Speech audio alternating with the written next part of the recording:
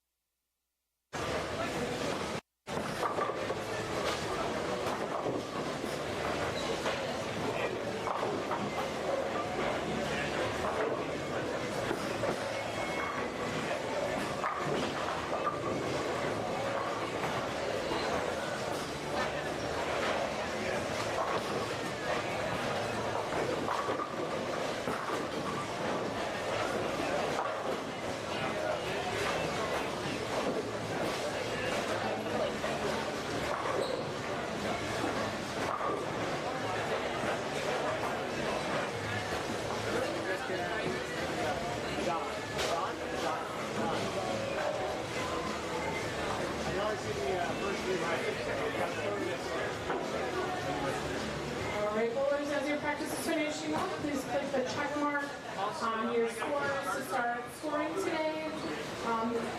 Good luck and good bowling.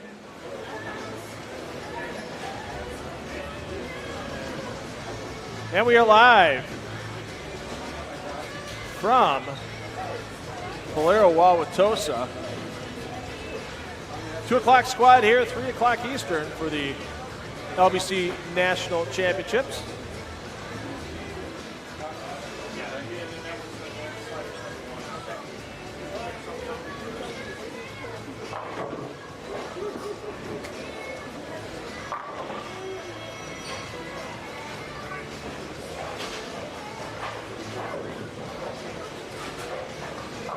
And joining me in the booth today, special guest, and boy, there are a lot of guys and girls coming up getting pictures, autographs, that kind of thing with this man right here, AJ Johnson. AJ, what's going on? Not too much, buddy. Busy day for you. You had a lesson with a lucky person earlier today. You got another one coming up in a little bit. Yeah. It's got to be fun kind of giving back to the sport in the coaching kind of way. You didn't have too much of that till the last couple of years. You were always the one getting coaching in college and early on your PBA career, and especially your Team USA stuff. And now you get to take all that knowledge and give it back to people. It's cool to see. Yeah, it's great. I love doing things like that.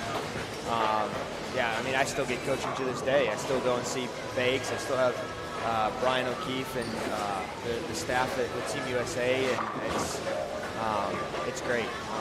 So it's fun to give that knowledge back, and just little tidbits here and there, and they look at you like like you gave them this magic pill. It's going to make them strike every single time, and it's fun. Just in an hour with the first one, and kind of showing them a couple things. We bowled for score with Specto on for the last game, and he bowled 260. So nice. So it was pretty cool. Yeah, and it's such a, speaking of that, like, it's such a great thing.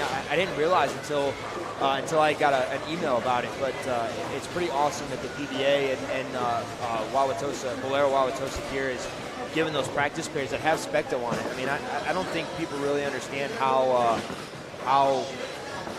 good that can be used for you, and how much even we look at it when we go and do training too. Like, I know down at the training center in Arlington, Texas, we use Specto all the time. So it's a pretty cool tool that they've given these people access to go down and practice and get tuned up before they bowl their squad. Yeah, and it's, at 260, and it wasn't on a house shot. No. It's 260 on this LBC National pattern. Absolutely. I mean, it's not what you guys see on tour, but it's not the easiest shot in the world. I mean, you were watching some pretty good players bowl this morning, and there were some that struggled a little bit here and there. Yeah, for sure. No, it definitely looks like you can be tricked a little bit.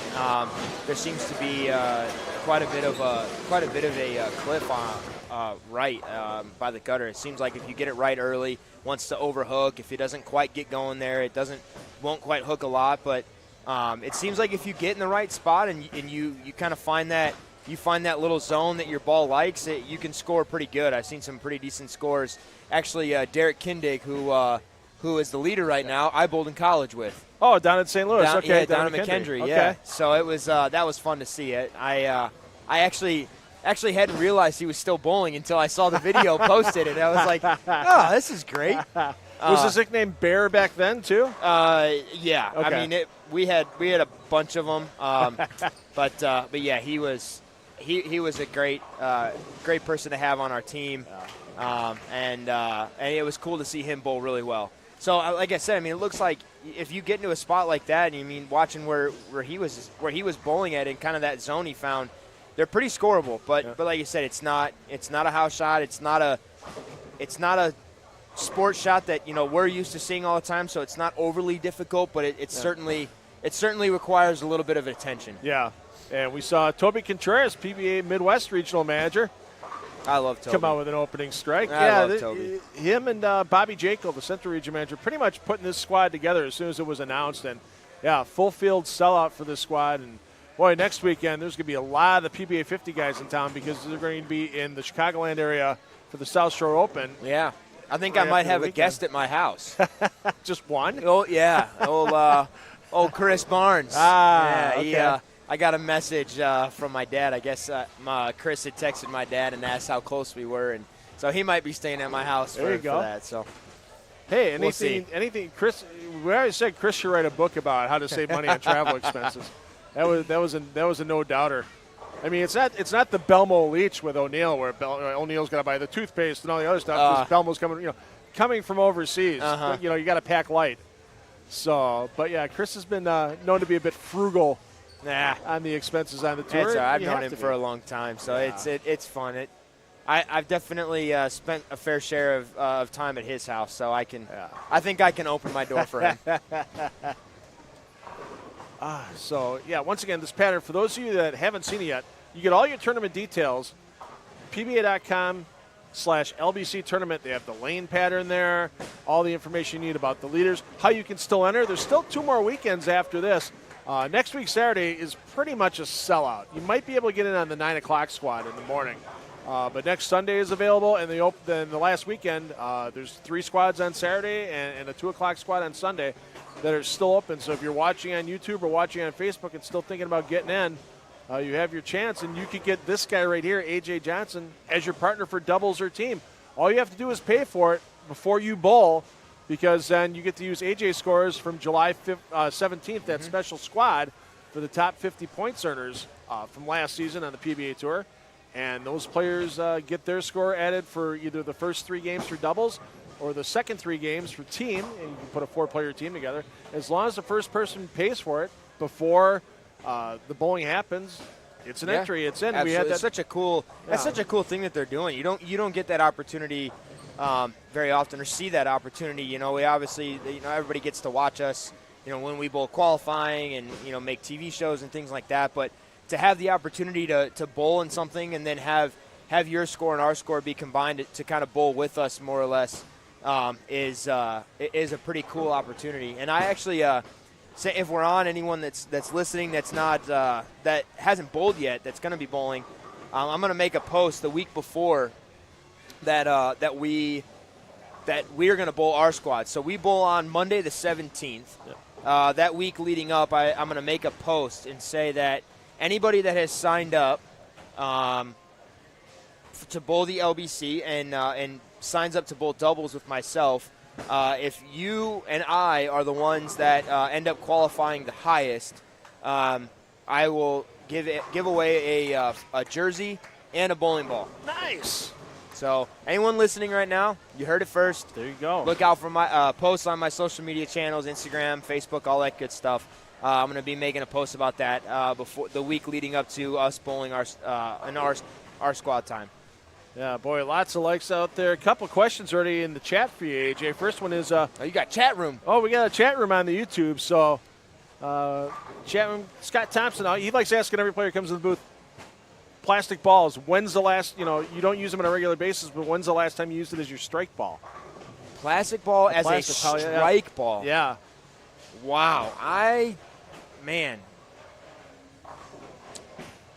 I honestly don't know that I have an answer to that, because I don't think I have. I mean, if I did, it was maybe for fun, doing things. But, we've bowled on some short patterns in some high-friction centers that I've seen some guys drill plastic balls and put surface on them and use them. But I don't know that I've ever done that. I can throw it pretty hard. So if I use something that's weak enough, I can get it down the lane pretty easily. I honestly don't know that, unless it was, for fun with family or friends or that kind of thing. So that's a good question.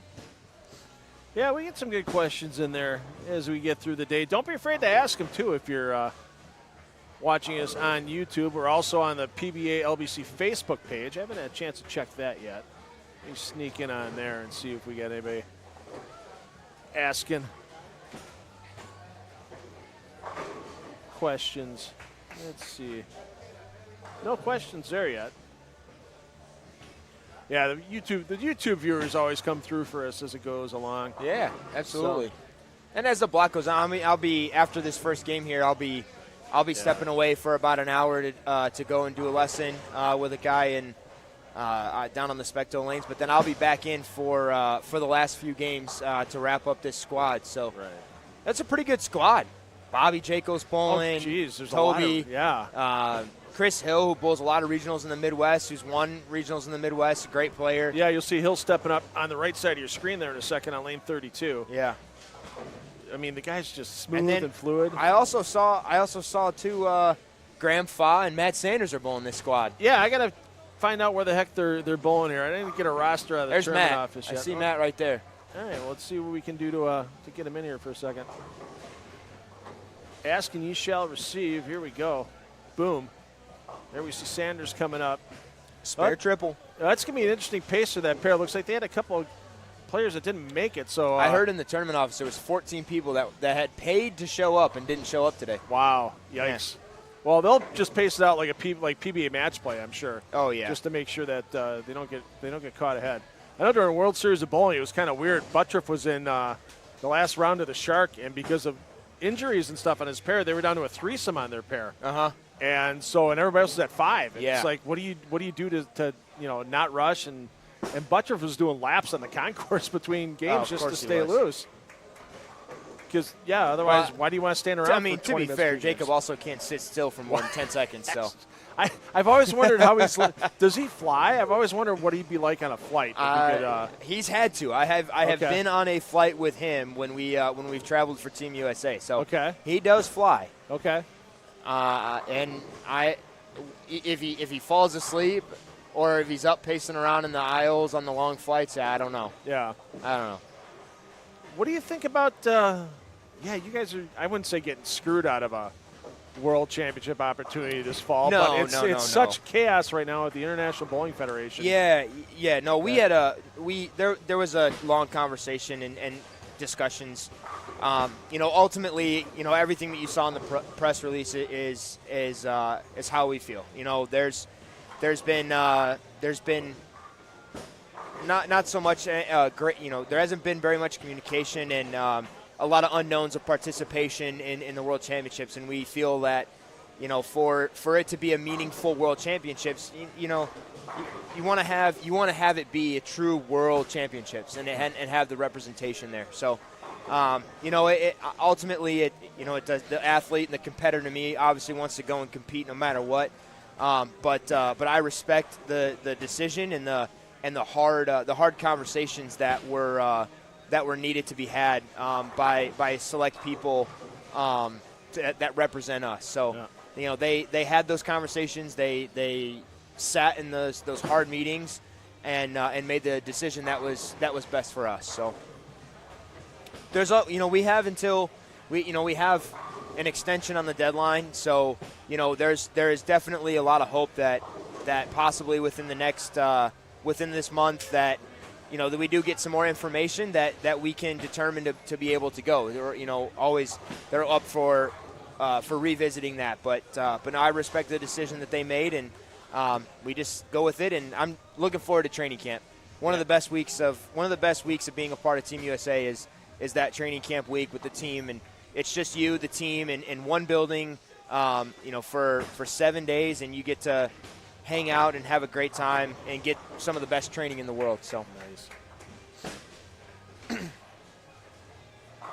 So just take a look at Brent Boho there. Brent, he's bowled lots of events in this center when he was a youth player. And I feel like he's been bowling every weekend since the tour season stopped. So he can to chase that regional win, and not too long ago he finally got it. So now he's got if he's got tour aspirations still on the mind, it's gonna be a lot of PTQs again next year for him. Sure. So I mean, he's got to do whatever he can to stay sharp. Has there been any news? Is it staying at 50? Are they going to expand it? Have you heard any rumors? Or anything, quite honestly, I haven't heard. I haven't heard a single thing about that. The only news that I know of has just been the recent release of equipment specifications for next year. Right. But outside of that, I haven't heard anything regarding whether it's going to be top 50, less than top 50, or what that's going to look like. So. And it's kind of funny because you just get the social media just blast out of everybody that isn't on the PBA, that kind of thing. Sure. So as a player, how much is it going to affect your outlook, and how much is it going to affect your pocketbook? I mean, honestly. For us, for the guys that bowl on tour, the national touring guys, I'm not so sure that it's really going to have, the pocketbook or things like that, because a lot of guys have deals with ball companies and things like that, and they're gonna, would hope that they're gonna do whatever they can to help out, with players and equipment stuff. But as far as the other stuff, I mean, yeah, there's gonna be it's gonna be a change. This is the biggest, drastic change that we've seen so far, and it's gonna be interesting to see how it plays out. I mean, myself personally, I don't use a ton of urethane. So the one part of the rule that may affect me or may affect the guys that don't is the not being able to use a ball that was made prior to August 1st of 2022. Okay. So, but there's ways, to look at that, and I know all the ball manufacturers are always looking to make new bowling balls and improve everything as much as possible. And it'll be a bit of a change, but it's everyone's got to go through it. It's not just Right. specific. So Yeah, and I mean, it's one of those rules, in my opinion, once again, fully my own, nothing with the PBA, nothing with anybody else, where it's one of those rules that it's there and it needs to be enforced. It's no different than the foul line. Yes, it's a horrendous rule. Ask Jacob, the benefit, but but it's, the full penalty of losing all your pins for that shot for having your toe going a quarter inch over the line. Kind of, you don't get the rules a lot. Yeah, you get foot faults in tennis, that type of thing. But still, Sure. it's tennis. You get a second serve. You don't. Right. You get a second chance at it. Bowling, Right. you don't get that second chance. Right. And so, and the whole thing with this ball rule is like, the balls get softer. Yes, when they're manufactured. Some of the bowling balls, all the bowling balls fall in line when they're manufactured, and just during use and normal wear and tear, some were falling below that magic number. You still Sure. got to enforce that magic number. Sure. So it's just so I agree Neil, with the PBA on it. They did a lot of research on it, and they did all that they could and brought in, and they tested as much as possible throughout last year, and I think even the year before too, and just trying to determine everything and just get enough data in order to come up with something. So it'll be interesting to see what transpires next year, but yeah, no, I mean they've come out with it. They're going to enforce it, and we as players we have to go with it. But yeah, I mean talking same thing like the foul line thing or whatever. I mean there's, like you said, in tennis you get a second chance at it. In bowling you don't, and there are certain times in bowling where that light goes off and your foot never touched it. Right. There's been multiple times of that happening, and I actually had this conversation with Tommy. We were bowling together, and he's like, to be quite honest with you, he's like, I don't really understand, the point of it. He goes, if you feel like you can walk out halfway down the lane and beat me, he goes, by all means, go ahead. Right. So, I mean, does that quarter inch really give you that much of an advantage? Yeah. No. Yeah. No, but it's just, and we'll talk about it after you get back, because I want Sure. to get into a little more detail than we can in just a couple of frames Sure. here. But, yeah, no worries at all. I mean, because this is the first time you've been back in the building basically since that match on TV. Oh, with, yeah. The debacle of gutter balls and fouls and stuff like that. But that was one of the most entertaining matches, I think, of 2023 by far. I mean, it doesn't have to be 300 to 279 to be an entertaining match. Sure. That was an entertaining match. Yeah, I back agree. And forth and I agree. The back and forth, I'd thrown in the gutter 3 times. Yeah, it was wild. And I think I'd have to go back and look, but I think it's probably one of the biggest comebacks as far as a number wise halfway through the game to win a match is on TV. It was almost. I mean, it was almost 50 pins, right? Yeah, I mean, Hagen agast Barnes that was years 40, ago was 51 in 51? the 7th. Okay. I mean, but it is still. I mean, that's anytime you're down by 50 more than halfway through the match in 6 frames. Yeah, that's insane to come back and win Sure. a match like that. And absolutely, not a lot of people realize that the second foul that Butcherf had in the 10th actually helped him. Yeah, because it was a he split. 3-7. Yeah, wasn't it? Yeah, he split in the 10th and on the foul, and he made the spare and forced me to throw the first one. Yeah. So, but yeah, it was pretty cool to have that conversation with Brett halfway. I'm just kind of laughing about it. I'm like, yeah, I'm obviously frustrated to do that. Right. But we're just laughing about it, and I'm like, well, when it stays on the lane, it's pretty good. and he goes, the way I see it is you got something you've got something interesting to do, and he said you have a way of making history. He goes, so right. Why not go after it? and I never missed from there on out, and was pretty fortunate to win that. And the only thing that sucks was that second match. Couple of shots I wish I could have had back in that one, but yeah, no, that was a whirlwind of a opening match of a TV show. I mean, what a way to kick off the singles competition during the World Series of Bowling. Obviously, they had USA versus the World before that, but yeah, one heck of a way to kick off. I mean, just the guys in the booth just going, Dave Ryan going, "This is insane." Randy going, "This is insane." Yeah. I came off after the match was over, I went over to the practice pairs, and EJ was standing over there. He goes, "I got to hand it to you." He goes, "You got bigger balls than I do." I'm like, "What are you talking about?" He goes, "After the third one," he goes, "I'd have been giving it heaters down the middle, man. I wouldn't even tried." That's not true. I watched EJ at the World Series in Reno one time start with 4 gutter balls in his first shot in the first 13 frames. Yep. So, and he was leading, and he led the World Championship qualifying that year. Well, that was in qualifying, so I give him a little bit of a break there. That's true, yeah. This was the one game on TV, show, so I had to just been humming it down the middle, man. Well, look at this start for Chris Hill. You mentioned.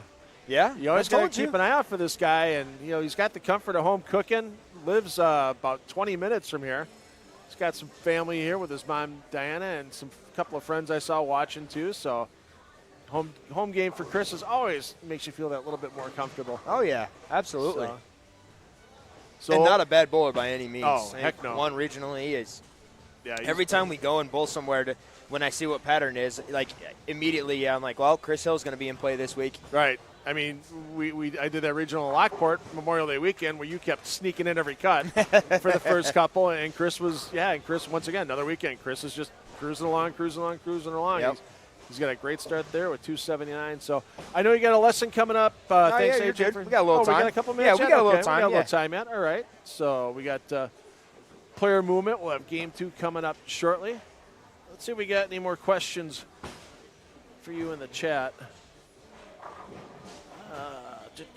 Someone's watching from Aurora. Jackson Maurer watching from Aurora. So close to my hometown. Yes, indeed. Eugene, Oregon checking in as well.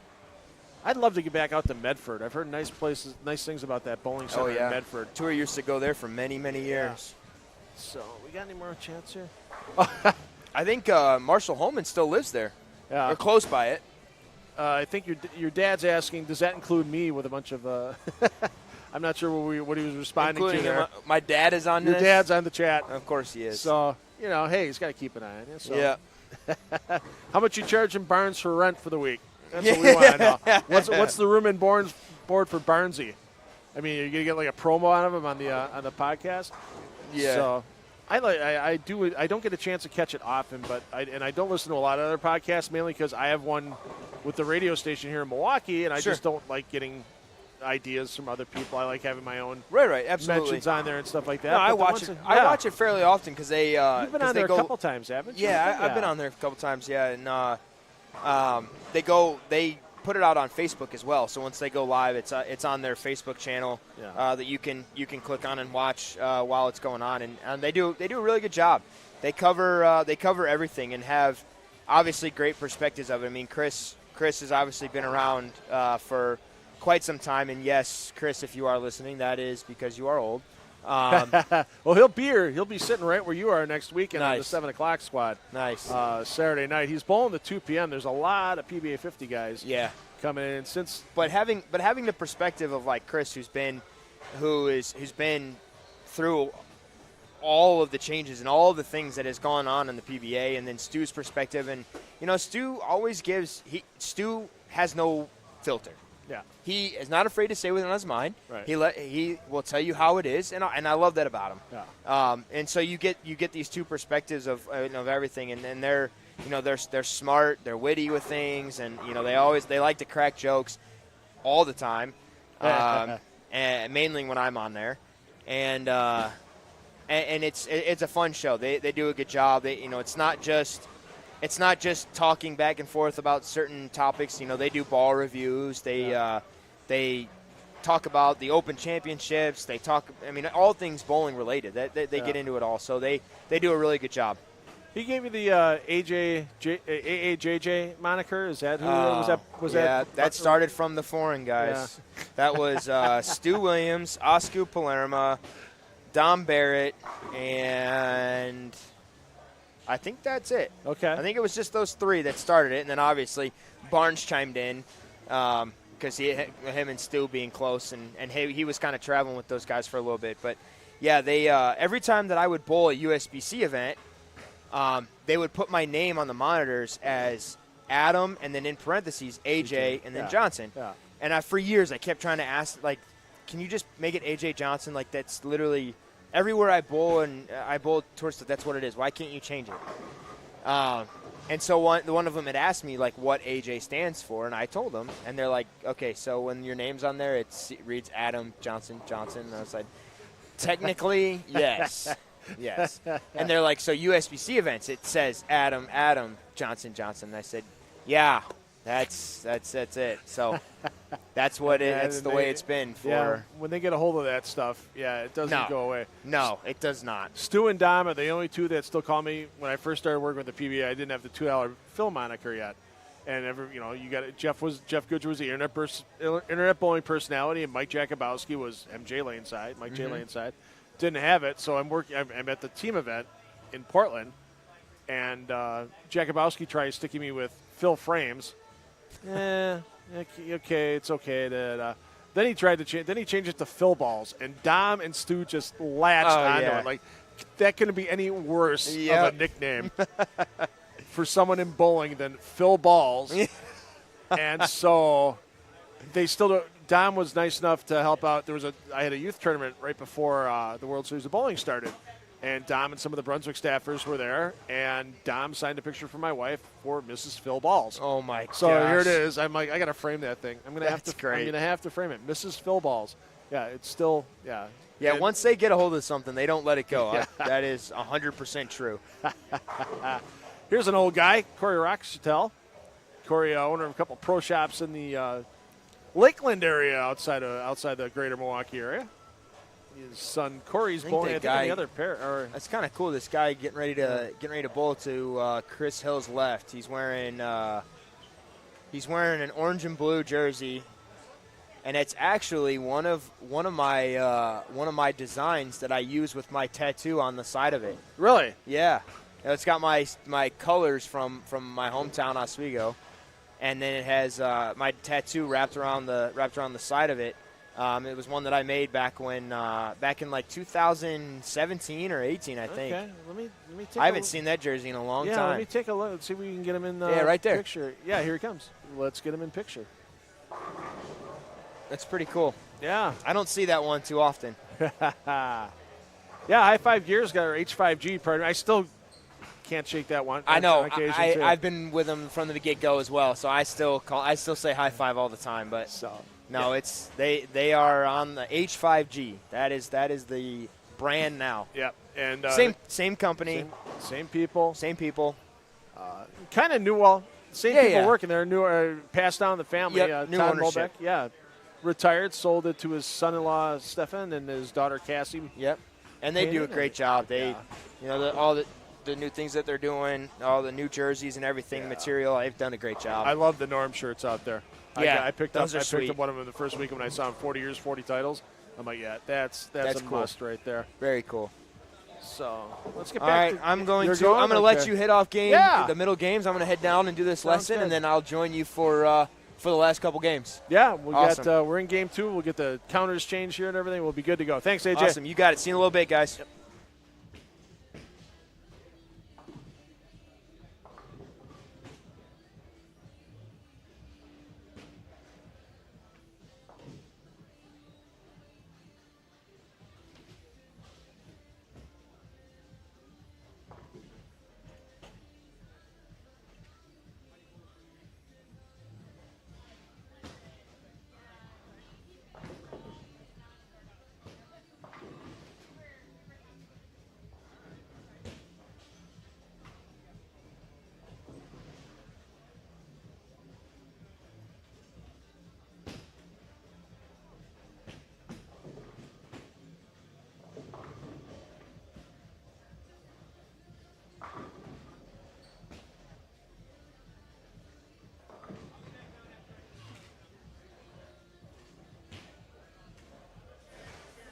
thanks to AJ Johnson. And yeah, we'll probably get him back in here, probably game 4-ish, a little bit into there. And once again, we're kind of bouncing around here. Nobody we're really following close to start with. I mean, other than Chris Hill, we saw him count with 279. So let's get back over to where he's at currently. There you see Nate Purchase. Nate took down his first PBA regional win. A regional I covered in conjunction with Strike and Spare 2 in Lockport, Illinois, back on Memorial Day weekend. If you want to see that victory, actually it was on the PBA Midwest and PBA Central region pages as well. So if you want to check out that step ladder fail, it was really exciting. I know I posted some clips out there too. As the big man, Bobby Jekyll, our Central Regional Manager, putting a big X on the board.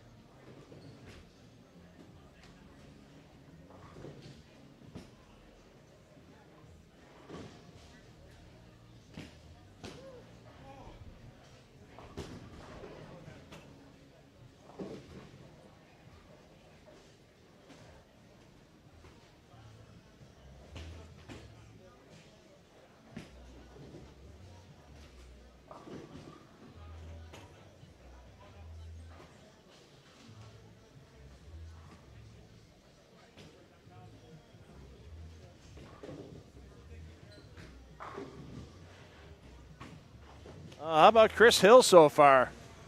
279 opening game. Looking to throw,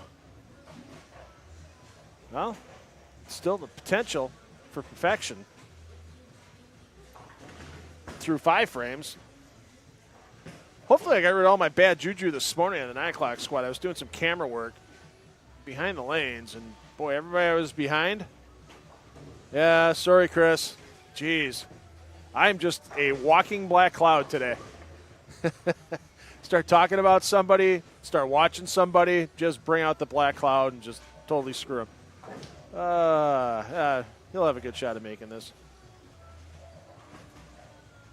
So once again, if you look in the description under your video here on the main feed, you'll see that you can go to any of the pairs in play.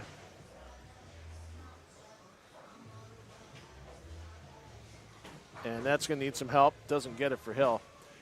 You go to any of the pairs in play, it'll pop up a new window. So that's the best part, at least, is that you can still keep us on in here. Once again, A.J. Johnson will be back sometime in Game 4. And you can ask him questions, and he'll be more than happy to answer them while you got him on here. It's kind of a loose, free-flowing thing here in the main feed for the LBC National, mainly because, hey, it's kind of like qualifying at a PBA Tour event. You know, you've got 80 players bowling, and the only thing that matters is the final total. There's no match play or anything going on. You're just looking to get the best score you can on the board for your 6 games. You hope to get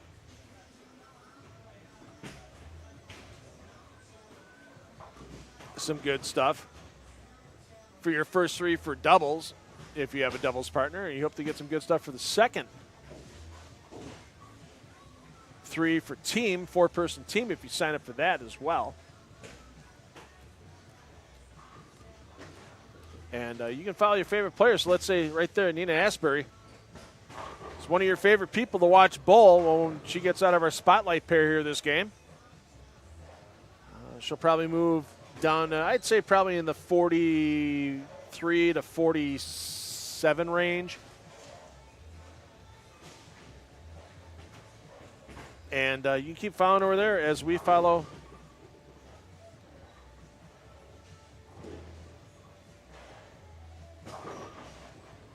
as many different people as we can here in the main feed. Oh, big man throw strike. There you see Jekyll. Nate Purchase, man, that's one kid, works hard at his game, still going to college at the University of Wisconsin Whitewater. Saw his roommate, Rory Clark here. Rory bowled a couple weeks ago. Didn't have a huge amount of success. Let's call it a solid day for Rory. Nothing too good, nothing too bad.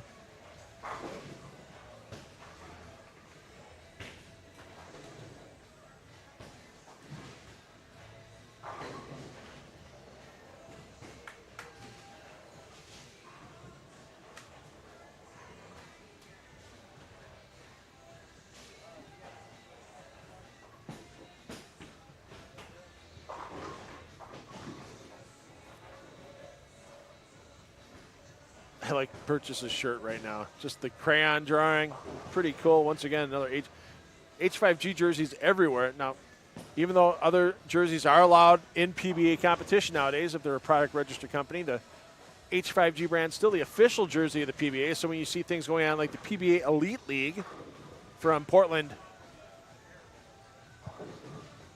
in September, and other special events going into 2024, they'll all be wearing the H5G branded jerseys as the Wrap 10 for Hill. And Hill with the matching pants from H5G as well. We've seen several players do the matching pants to go along with the jerseys.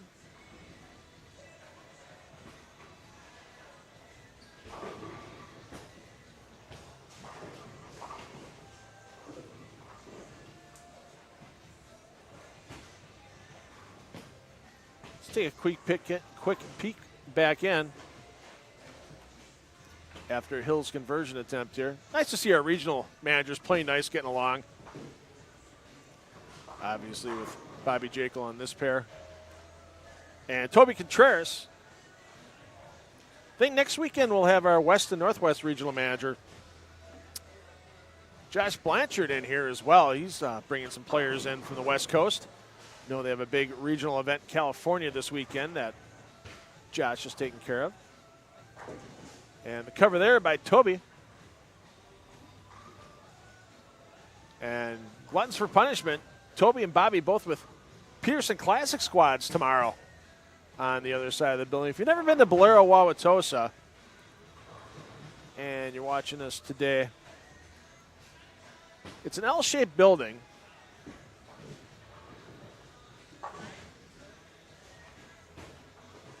So it's 24 lanes on the short part of the L, 48 on the long part where you're watching the LBC National Championships today.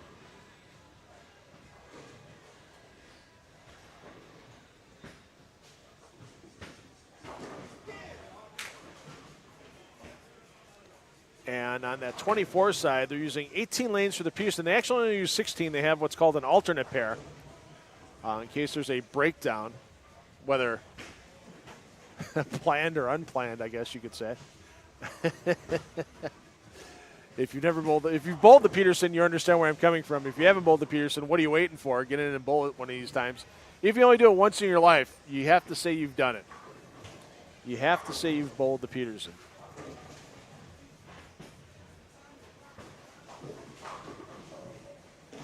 And then there's 6 lanes remaining for the Lumberjack Classic, which is, everybody remembers the little Brunswick gold pins. So heavier pins, but it's a 9-pin tap tournament on a house condition. And still nobody shot 900 on it yet. We've had a couple of 870s, but no 900 scratch on that. And, of course, you get handicap in that event. Peterson's simply a scratch event no matter what. Doesn't matter if you come in averaging 100 or 265. Okay, 261, the highest ever, but you get what I'm saying. And then, of course, the 5 divisions here in the LBC National Championships. You've got the Open Classic, which is basically scratch bowlers. Anybody's eligible if they enter the Open Classic. Then you have the Senior Classic, which is open to bowlers, male or female, 50 years of age or older on the date of bowling. The Women's Classic, open to any female, and that's a scratch division as well.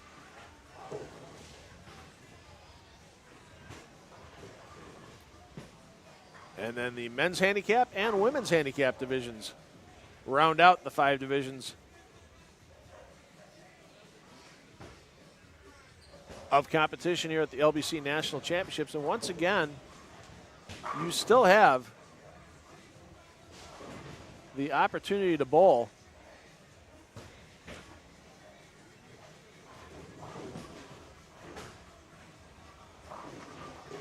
in these LBC National Championships. Runs through Sunday, July 16th, so 2 more weekends after tomorrow.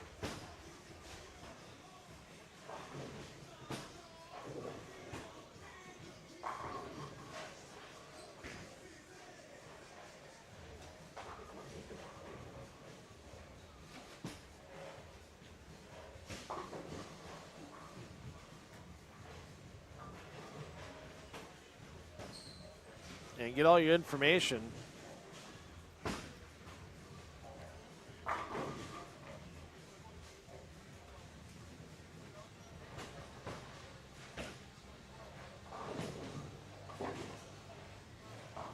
at the web address you're going to see pop up on your screen momentarily. There you go, PBA LBC National Championships at pba.com/LBC tournament. Let's get you back over to the man with the big game in game 1, Chris Hill. Hill looking to bounce back in the 10th frame, wraps another 10. Still be in the 220s, still be at 500 after 2, and that's the pace you kind of need right now. If you want to make a lead change in the Open Classic division,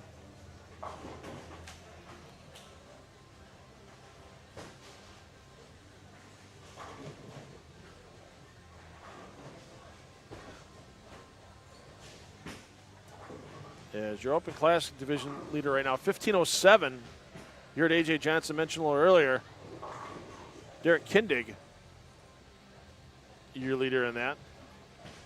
David Booger Kroll in second at 14.76. Joey Pants at 14.65 in third. And Joey Pants and John Fury. Fury, the first player to record an 800 series in this LBC National Championships. He did that a couple weeks back in his last 3 games of competition on a Sunday. And Pants and Fury took down the PBA East Region doubles that was held Thursday and Friday at Mid-County Lanes in Middletown, Delaware. Another tournament going on today with the Rita Justice Classic singles event at Mid-County. And great job that the staff at Mid-County, Matt Wozni, Mike Zangzi,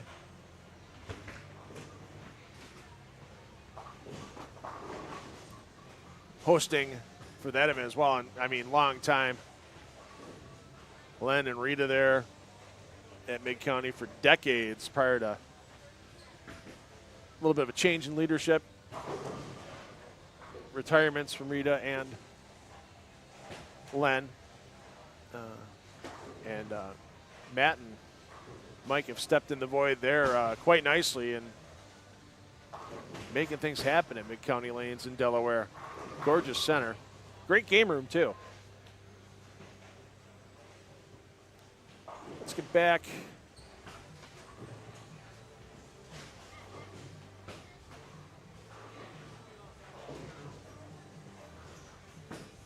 Take another peek in before we lose them for a while with the Contrerases.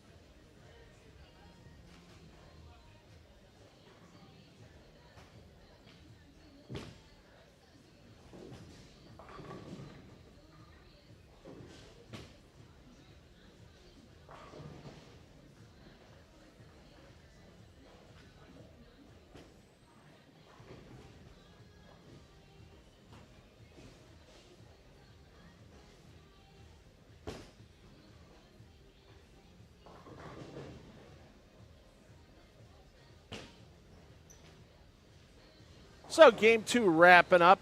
Notice that there were some questions in the chat for AJ. He'll be back game 4, so we'll make sure to get through all those questions you guys are leaving there. Thanks for joining us. Once again, you can follow your favorite player. I know we've only followed a few right now. We get more coming in. I usually follow the players that are closest.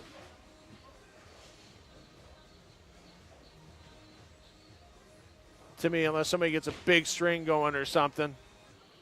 Try to keep an eye out on that. But you can follow your favorite players. If you go in the description underneath your video there on YouTube, you can easily find all the pairs in play.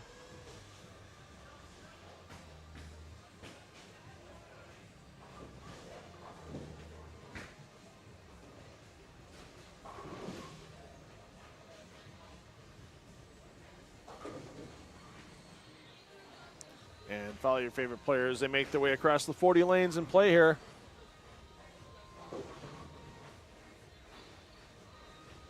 At Bolero Wauwatosa.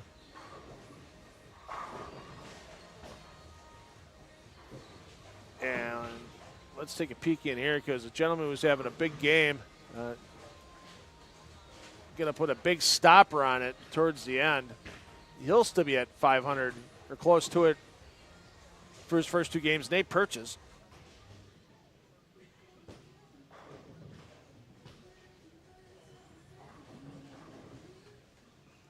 Purchase with a big 4.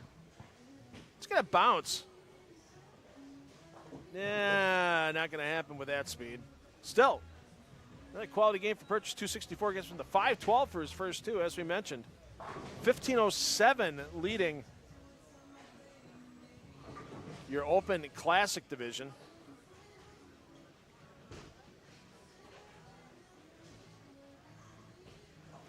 In our Women's Classic division, you saw the feature piece of her on our PBA LBC Facebook page. Danielle McEwen, big 1479 last week while she was in town. I don't know if she had that for 8 games at the Peterson. That was for 6 games in the LBC National Championships.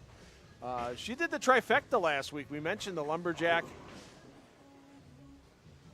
Classic and the Peterson Classic, and she left the morning squad on Saturday morning, went right over, bowled the 3 games of the Lumberjack Classic, and then that was enough time for the 1 o'clock start of a Peterson Classic squad that her and her boyfriend and another couple of friends jumped on. I didn't get her final score before she left, but I don't want to say anything, but she missed a single pin. It's not that hard to do at the Peterson, especially when it's your first frame. So game 2 wrapping up, game 3 coming in. We'll give you a little audio intermission here. I'm going to refresh my beverage quickly. Hope you get a chance to do the same at home or on the road, wherever you may be watching your favorite players right now. This is the 2 p.m. local, 3 p.m. Eastern squad qualifying for the PBA LBC National Championships here at Bolero Wauwatosa on July 1st, 2023.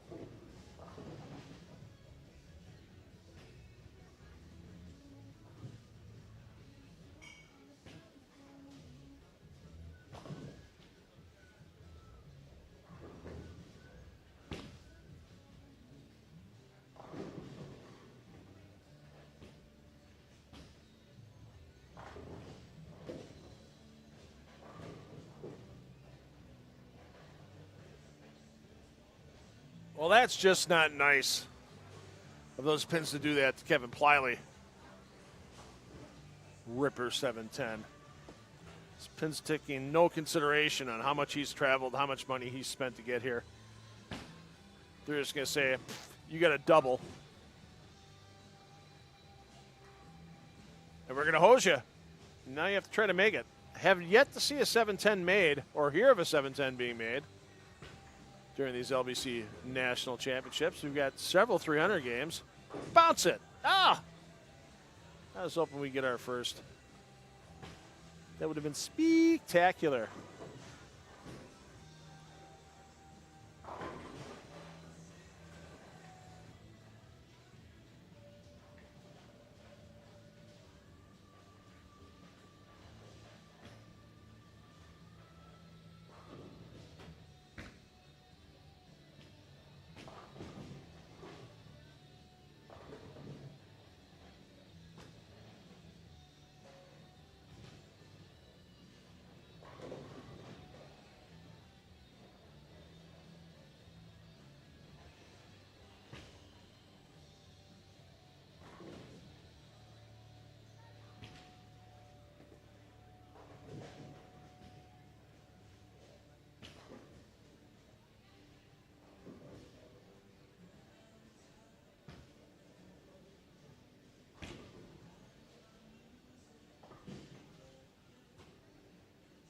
So I want to thank everybody that's tuning in on YouTube, everyone that's tuning in on the PBA League Bowler Certification page on Facebook as well.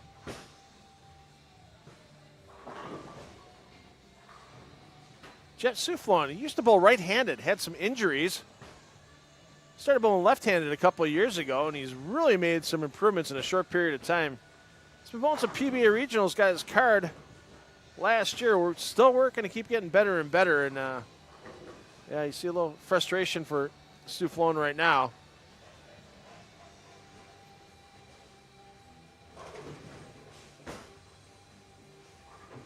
And let's get you over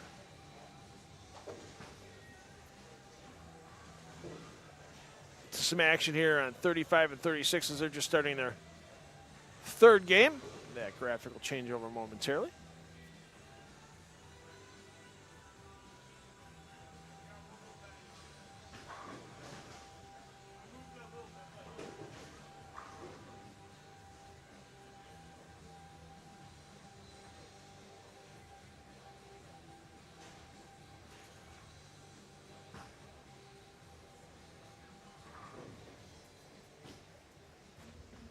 Yeah, trying to keep up with the lane movements here.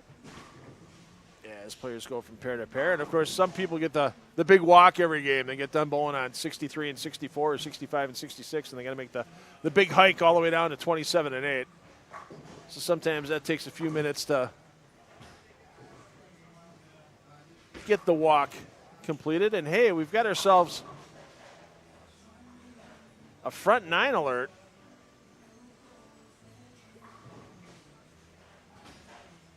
As Alan Pekka is going to be stepping up in the 10th frame, looking for his chance for perfection.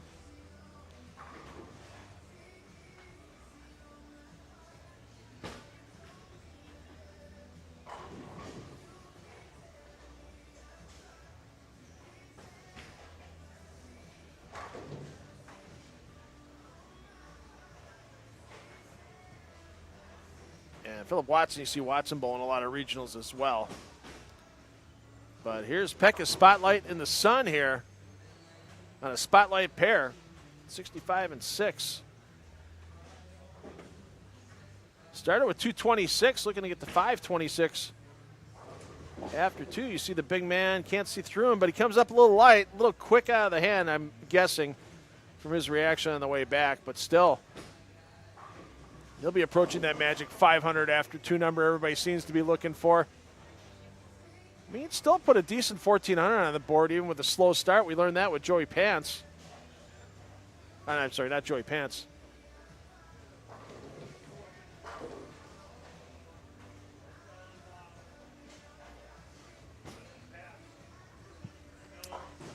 John Fury had the 811 for his last 3.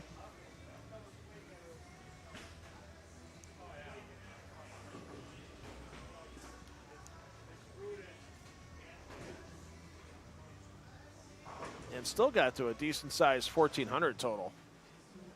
So just because you're not coming out of the gates with 500 after 2 doesn't mean you can't make a run at the lead.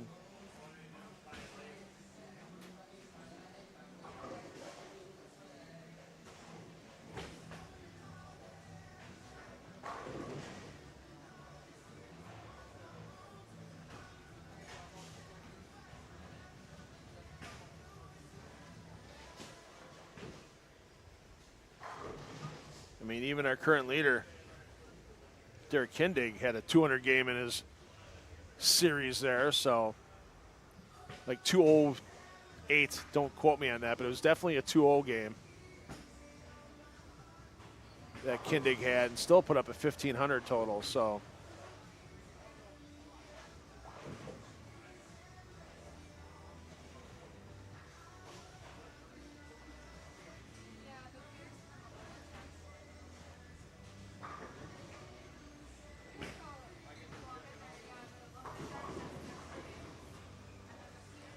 Let's check in with a player we know has had 500 for 2. Let's get back, see what Chris Hill had a chance to talk to him really quick between games 2 and 3. And Hill said just all of a sudden the last 6 frames of game 2, he was just throwing him terrible. He goes, even the wrap 10s, he goes, I was just getting it too far right too quick. And it was just turning over, losing energy quick. And that's why you saw the ring 10s. He goes, the one in the 10th was a little better. He goes, the one in the 8th was terrible. And, of course, he had that washout in the 6th frame on that same lane.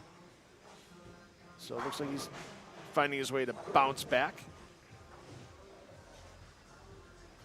Yeah, we'll stay with these guys right here since they're both over 500 for 2. If I see some others through the lane talk system, I'll work my way back over. But we'll stick with the hot hands here, Purchase and Hill. And there you see Purchase. He's playing it much tighter down the lane. And there'll be some features coming out on the LBC Facebook page over the next few days. And I think one of them you're going to see. One of them's kind of cute. We had Norm Duke here opening weekend. It's a piece of something we had to save with Norm because, you know, everybody loves Norm, let's be honest. If you don't like Norm, you don't like bowling. It's kind of a blanket statement, but I don't know anybody that would really object to that.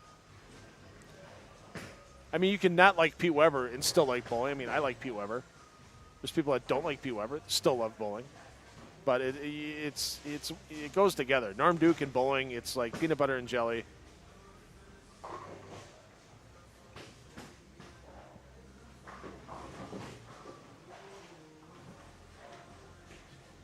It's a beautiful thing, Norm Duke and bowling. So a lot of people got to see Norm down at Bowl Expo.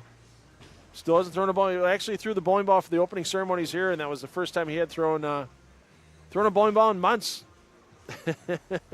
He was just hoping to get more than 7. He did. He got 8 on the shot to kick off the LBC National Championships. Let's see what Hill can do here in his 4th frame. You know, once again, yeah, you don't get it too far right too early. I mean, this is a 5-to-1 ratio on the pattern. It's not like these guys that bowl a lot of regionals and everything are playing this like a regional pattern. They know the regional patterns have less room for error. They have to be more exacting with their speed. But you can still make mistakes on softer patterns and have your score go down. And that's what Chris Hill was talking about when he was leaking it too far right too soon. The ball was burning up energy and not enough to kick the 10 out. So on those couple of shots. But that's the thing. If you're going to leave them, you better make them. Because you hear so many people walking by. There's a gentleman this morning on the 9 a.m. squad. I'll leave him unnamed. He would have been the leader in the men's handicap division, by far been the leader.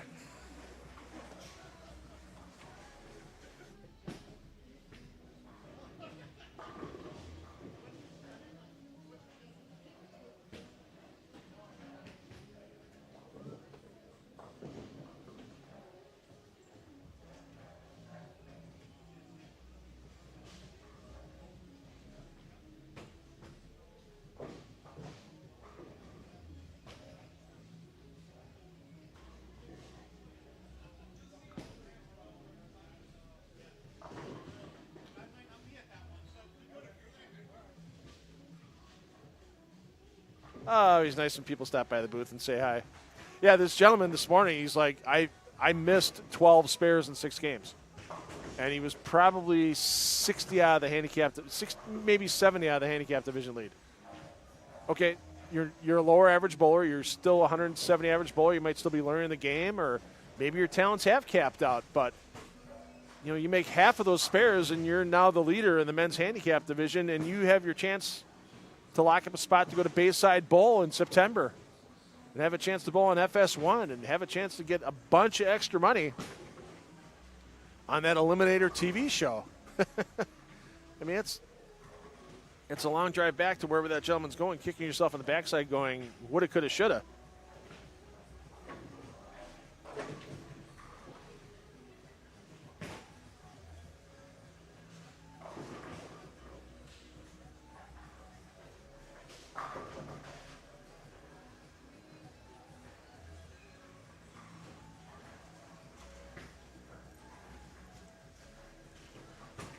All right, it's going to be a little bit before A.J. Johnson gets back. I know we'll get to those questions. I promised we will get to them. There's no doubt about that. But if anybody in the chat has any questions about the legacy of $2 Phil or what my opinions are on some things going on in the sport, I mean, a lot of you can listen to me and do listen on the Spare Time Bowling podcast, available on the Odyssey Radio Network's podcast site. I mean, it's nice being tied into a big network and having a bunch of sports radio stations with Odyssey that promote us and that podcast in the sport of bowling. I will easily brag that we're the most listened to podcast dealing in the sport of bowling. If anybody wants to fight me with their numbers, I'd be more than happy to do that. But I've seen our numbers. I've seen other numbers. And, yeah, we do a great job. Steve Sparky Pfeiffer, we've been doing that since 2013. So 10 years. Took a couple off with the pandemic, but we've been back and forth all year long. And we get some guests that a lot of other podcasts don't get. We get the Tom Clarks, we get the Randy Petersons, we get the Anthony Simonsons. So, if you've missed any of those episodes, like I said, you can go anywhere you get podcasts. Spare Time Bowling is the name of the podcast, and you can download all the back episodes, even back to when we were a radio show on WSSP in Milwaukee from 2013 to 2020. We've got old episodes on the Odyssey website as well. And we've had plenty of great guests over the years. One of my favorites was Carmen Salvino. Same day, we had a couple of legends on the show. We start with Bo Burton, Nelson Burton Jr., then it goes into Carmen Salvino. And if you've ever had a chance to meet Carmen Salvino, ever had a chance to talk to Carmen Salvino, Carmen likes to chat. Carmen loves to tell you. He loves the history of the sport. Boy, some of my best memories are a couple of times I got to sit with Carmen in a booth during extra frame or flow bowling things. It was fun. But this particular morning, we had Carmen in after Bo Burton, and Carmen just laid into how bad he beat Bo on tour all the time. He didn't care about anything else at that point in time. That Bo Burton, he never beat me on tour. I was like 13-1 against him whenever we were on TV and all kinds of stuff. And it was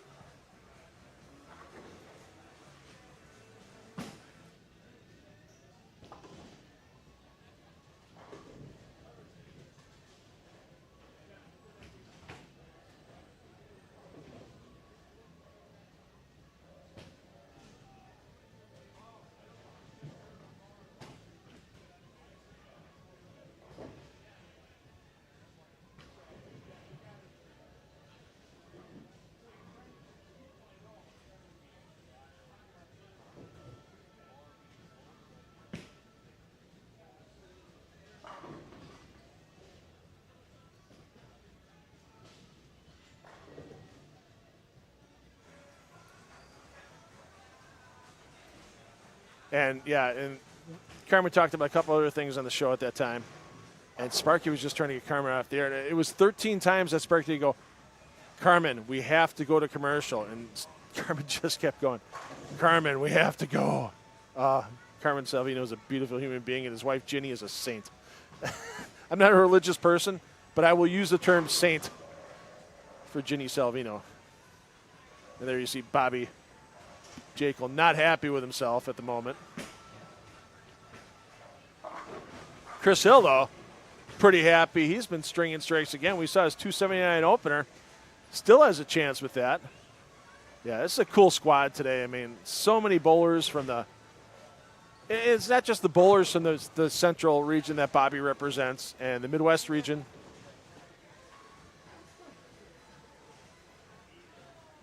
That Toby Contreras manages. I mean, there's some spouses bowling. I've seen a few spouses out here, some friends bowling that aren't PBA members. There we see Bobby's girlfriend, Nina, out in the lanes, taking 10 down. You stick it to him, Nina.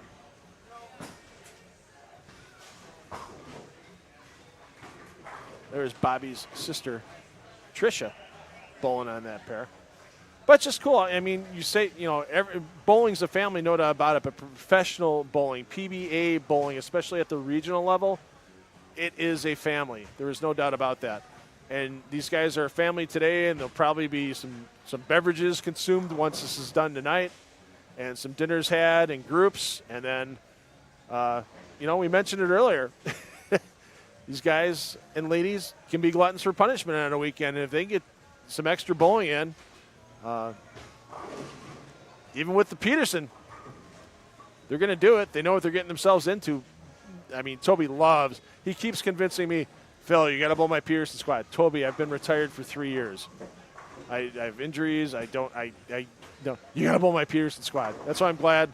Love Toby to death, but I'm glad I'm out of his Peterson squad tomorrow because I have to work live streams. So, sorry, Toby. I'll come over and watch. I've had plenty of Peterson experience back in the day. I love the Peterson if I ever get back into bowling again. And that's one of those ones where Chris just kind of leaked it right early, and it just ate up a little extra energy. But still a possible 258.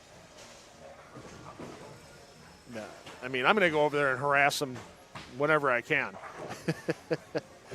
Tomorrow I'll be here with handling the live streaming. No main feed tonight at 7 or tomorrow at 2 p.m. But next Saturday, put it on your calendars. Both the 2 p.m. squad and the 7 p.m. squad will have a main feed. We'll be bouncing around. There's going to be a lot of PBA 50 Tour stars here next weekend, a lot of PBA regional stars here as well, because once we're done with the weekend here, a lot of those PBA 50 players are going to go right to the Chicagoland area. They'll get down to Hammond, Indiana. Mike Cozy and his great staff at Olympia Lanes have hosted PBA events for 4 decades now, between the regular tour and the 50 tour. One of the great historics, one of the underrated historic centers that the PBA's had for that long of a period of time. I mean, they go first class for the players, and they go first class for the fans. They have 3 pro-am times for the fans to choose from, to make sure, because there's a lot of people in that area, a lot of industry still in the Gary and Hammond area, and lots of people that work second shift, third shift, and they still get their chance to come out and bowl with the pros. If they need to bowl early and they need to bowl at 1 in the afternoon for a pro-am, they got a pro-am time to do it. I mean, they do it right down there in Hammond, and I'll probably go down there for a day and spectate as well.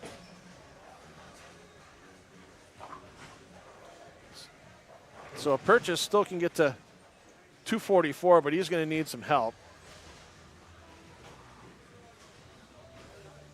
Rockchatel is going to need a little help in the senior division, as he's sitting at, you can get to 600, so he must have had a rough start. Purchase, you can see right there, not happy with the release at all, and wiggles a bucket. Yeah, there'll be some fun stories told tonight over dinners that these guys are going to have. And I don't know. I didn't ask Bobby and Toby if there was any bet between the regional managers between themselves or not on who'd have the higher score. It's easy to do tomorrow with the Peterson, because if with full squads of 32 players, they do some total pinfall awards for everybody on the squad. So it'll be easy to compare. You know, you can have a bet: is the Central squad going to finish a higher pinfall than the Midwest squad? So, oh my for Hill. That just looks soft all the way. Not, it's easy to try to come back off the early right. Sure, the ball came back. It was the week 10. And you just try to help it just that little bit like Hill did, and he just got soft with it on the bottom, a little slower ball speed on target line, but that ball doesn't have a huge wall oil to help it. It's got a bump. It doesn't have a wall. And not quite the maximum penalty paid for Hill. It's makeable at least with still having a 3 there as compared to the big 4, and can't get it done. But he's got to shake it off. 7:31 for his first 3 games isn't bad, and he gets a couple of those back.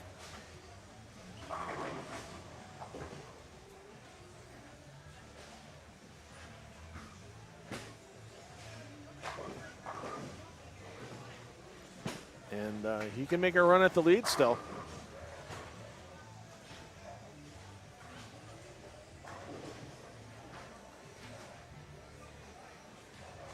Looks like we're ready to have some players in the game 4.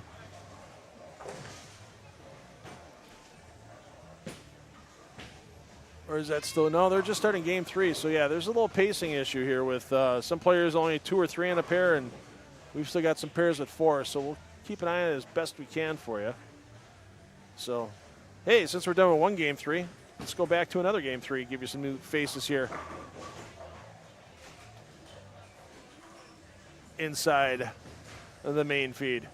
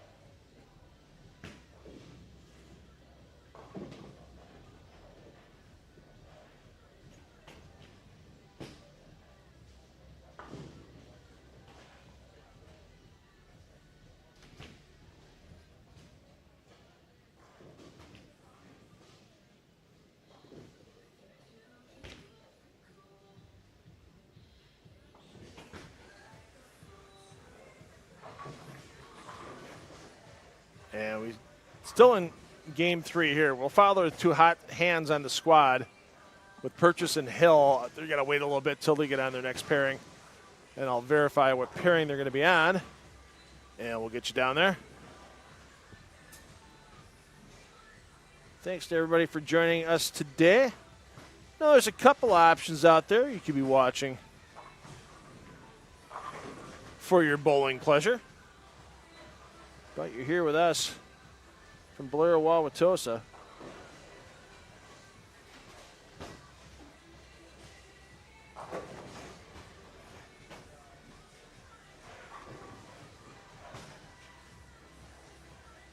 And just 2 weeks remaining here.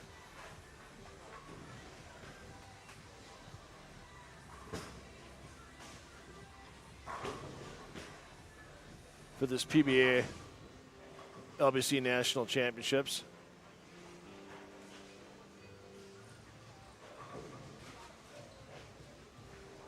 And there's still time to get in. Next Saturday is going to be a little tough unless you want to bowl early. If you want to bowl on that 9 a.m. squad, hey, I would. Think about it. You get your 6 games in, 9 a.m. You're out of here by 12:30 at the latest after enjoying a post-game beverage. And then, boy, you talk about having the rest of Milwaukee to enjoy. You got the last weekend of Summerfest. You've got some other church and smaller ethnic festivals going on as well. You can't go wrong with sightseeing, touring. Of course, you got the Harley Museum, all kinds of Discovery World. You have fun indoors if the weather turns on you. Great restaurants everywhere. Downtown, out west to down south, up in one of my favorites in Port Washington, Wisconsin, Tello's Mexican restaurant. You should tell Toby about that one. Hey, Toby, you and Sherwin should go to Tello's. And, Mrs. Contreras. I've seen this made before.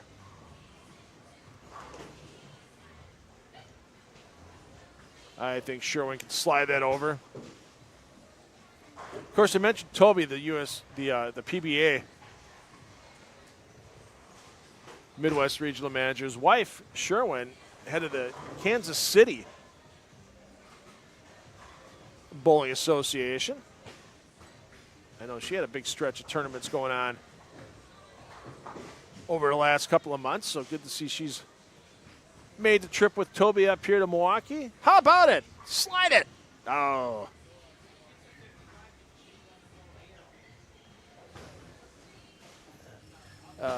I should answer some of these EJ questions how I would answer them. What's EJ's review of his season? I'd say, I mean, yeah, the couple TV appearances. I'm sure he's going to stay on his Las Vegas High Rollers team for the PBA Elite League coming up in September. Still has a chance for PBA title coming up at the end of this month with the Striking Against Breast Cancer Mixed Doubles in Houston at the end of July. But I think if we ask AJ when he gets back, he's going to tell you he's not happy with it. And, as he mentioned, all the Team USA stuff, the extra coaching he gets, it's going to be a lot of work in the offseason for AJ. I've known AJ. Oh, man. Let's see. First time I met AJ was in 2011. And we actually had him on some of our – I'm going to go see if I can find a clip here. Be patient with me, everybody, for a moment. And the first big tournament I saw EJ win, it was actually one of the television shows. I used to do TV, used to produce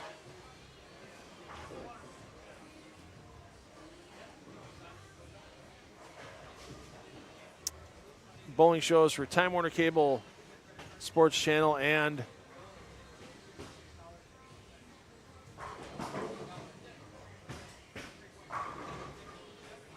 Spectrum Sports in Milwaukee back in the day. In Wisconsin, there was a lot of Eastern Wisconsin, and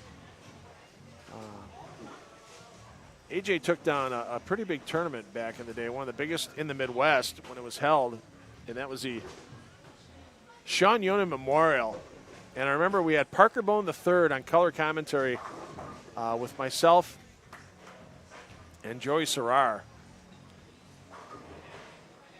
And we were both, I mean, all three of us, between Joey and Parker and myself, we were just all in awe of AJ's power even back then in 2012.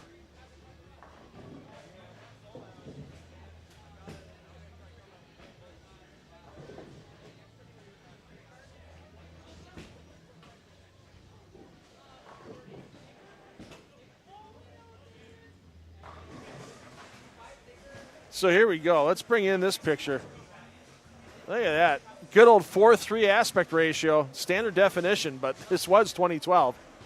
And there's the young man, freshman at McKendree at this point in time. And you can see the powerful ball he threw even back then. Just crushing him. And he ended up taking the win that year. And the funny part about that was when Parker gave him his trophy, Parker said, "I'm so glad I'm going to be retired by the time AJ gets out on tour."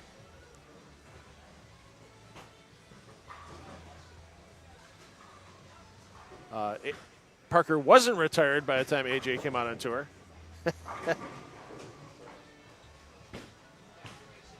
But, yeah, I've known AJ and his family for quite a while. I've seen quite a few of AJ's victories at the regional level, at other tournaments, and he's going to tell you when he comes back in the booth, it was an okay season. He's not going to use, I don't think I'd be surprised if he uses the word good. Let's put it that way. I'd be very surprised if he used the word good. So that's how I'd answer that question that I saw in the chat.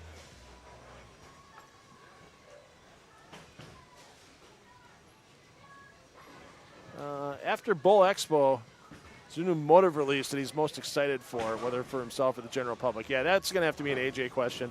I like the color on that new tank. I mean,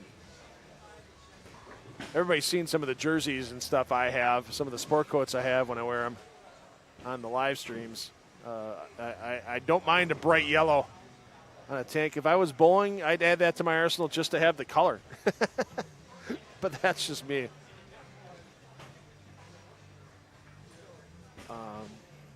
Does AJ Johnson, is he going to get his own signature bowling ball like Belmo? Well, I know EJ Tackett has had a couple releases by Motive.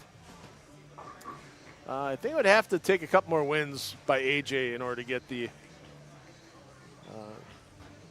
named bowling ball deal, or the, like the EXJ for the EJ stuff. It's going to take a couple more wins for AJ for that to happen. So there, I answered a couple of questions instead of AJ. We'll let AJ answer them when he comes back here. Once again, he's got a little bit before he's done with that lesson. We'll get him back in here in a few minutes and throw those by him. If you get more questions, too, please throw them in the YouTube chat, and we'll be more than happy to answer. I'll answer them, or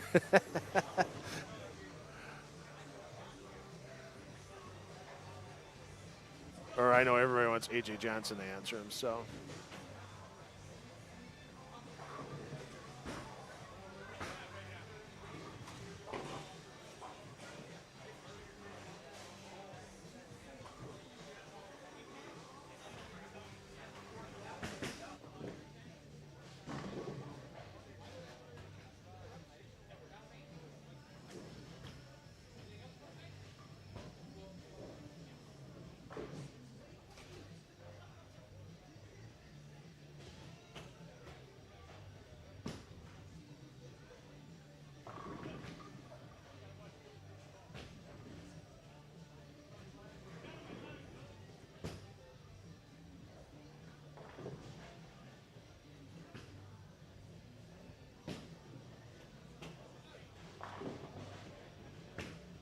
Let's take a quick peek in. Player with a big run at the end here.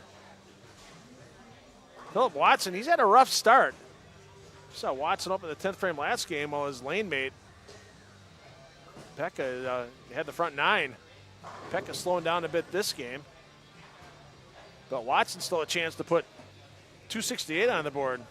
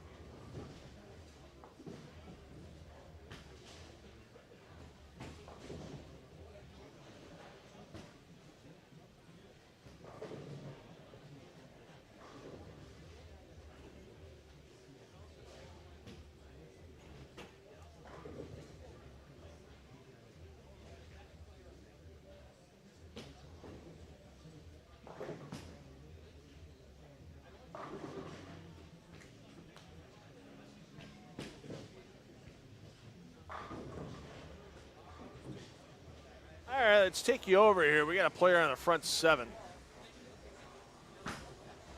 Get you over to lanes 31 and 32. As we still got some players finishing up game 3. So the pacing's just a little off on a couple of these pairs today.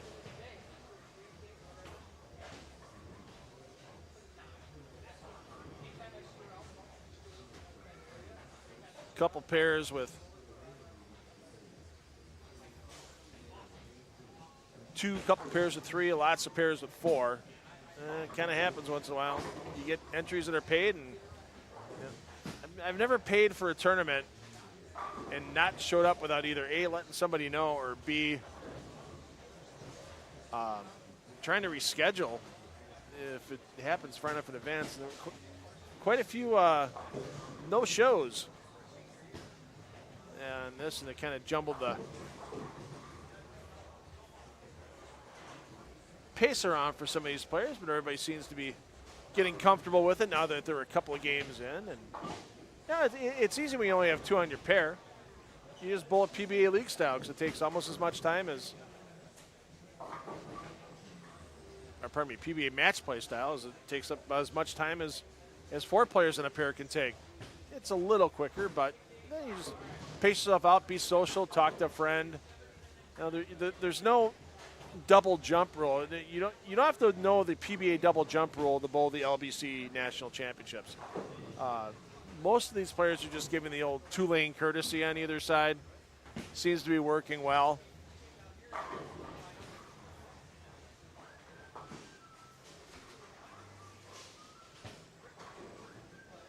So here we go, Doug Henry, PBA 50 regional player. Sitting on the front 7, styling the black shorts to go with the black and blue jersey.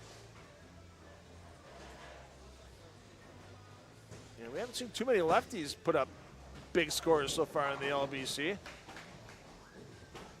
there's the front 8 for Doug Henry. We've seen some lefties have success in this building over the years. The late, great Dave Davis did some damage here a long time ago in the Miller High Life Opens, back when it was held here in the 60s and 70s.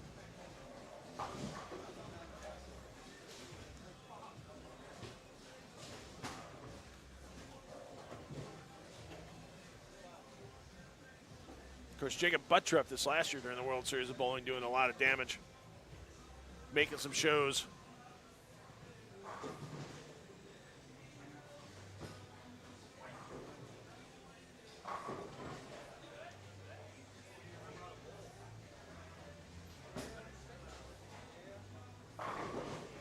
There's Larry Verbal stepping up on lane 30. Not a good day for Verbal at this point, coming in from Michigan. Bowls a lot of PBA regional events, a lot of PBA 50 tour events when he gets the chance. And not the day Larry was hoping for, but maybe he was on it. See, that's the best part here. Okay, you're done with your first 3 games, okay? They weren't good. It happens. Okay, maybe you had a couple doubles partners. Okay, you let them down a little bit. Well, you bounce back the last 3 in team, give them a big scoring team if you got 3 other teammates you signed up with, or sign them up for you if they're bowling later squads.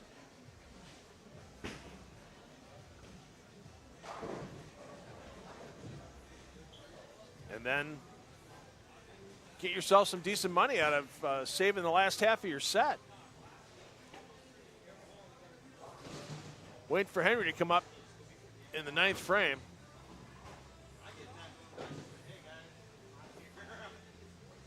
And stepping up, making a run towards the senior classic lead right now, Jim Cowell. You see he's going to be stepping up at 29-30, starting his 4th game. Cowell, 131 over. Pardon me, 130 over for his first 3. Using the PBA plus-minus system with par. Cowell would be at plus 130, 730 for his scratch total, and plus 156 is leading. So we could have a new senior classic leader at the end of the squad. Come on, you stinking 10-pin. Doesn't go for Doug Henry.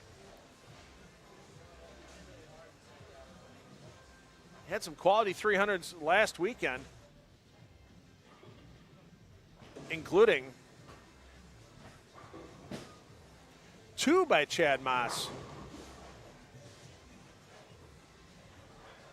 As Moss shot 300 in games 3 and games 6 in his block last week. Unfortunately, the rest of his games added up to about plus 11 or so. When he was on, he was on. When he was off, ooh.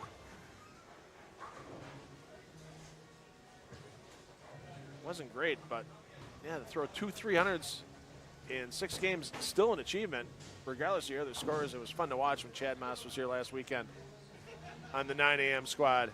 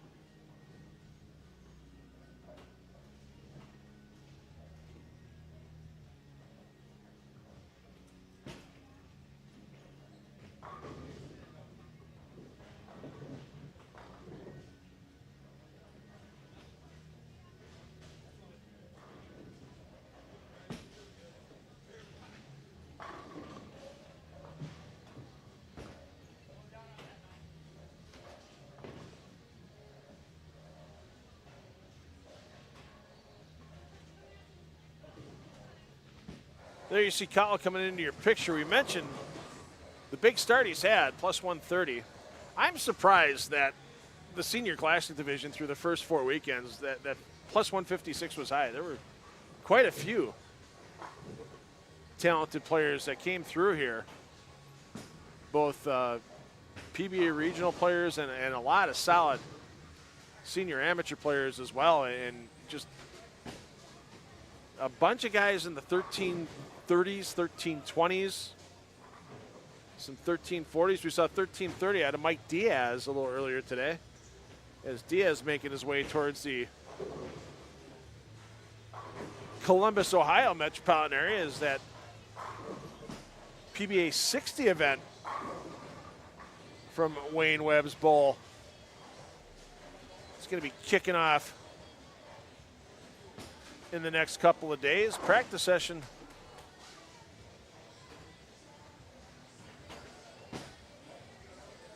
is going to be tomorrow for that PBA 60 Tristan's Taps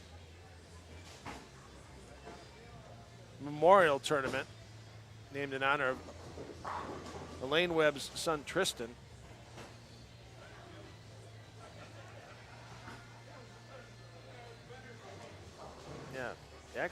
Practice tomorrow, and that tournament will start on Monday with qualifying. Qualifying continues Tuesday, and then they will crown a champion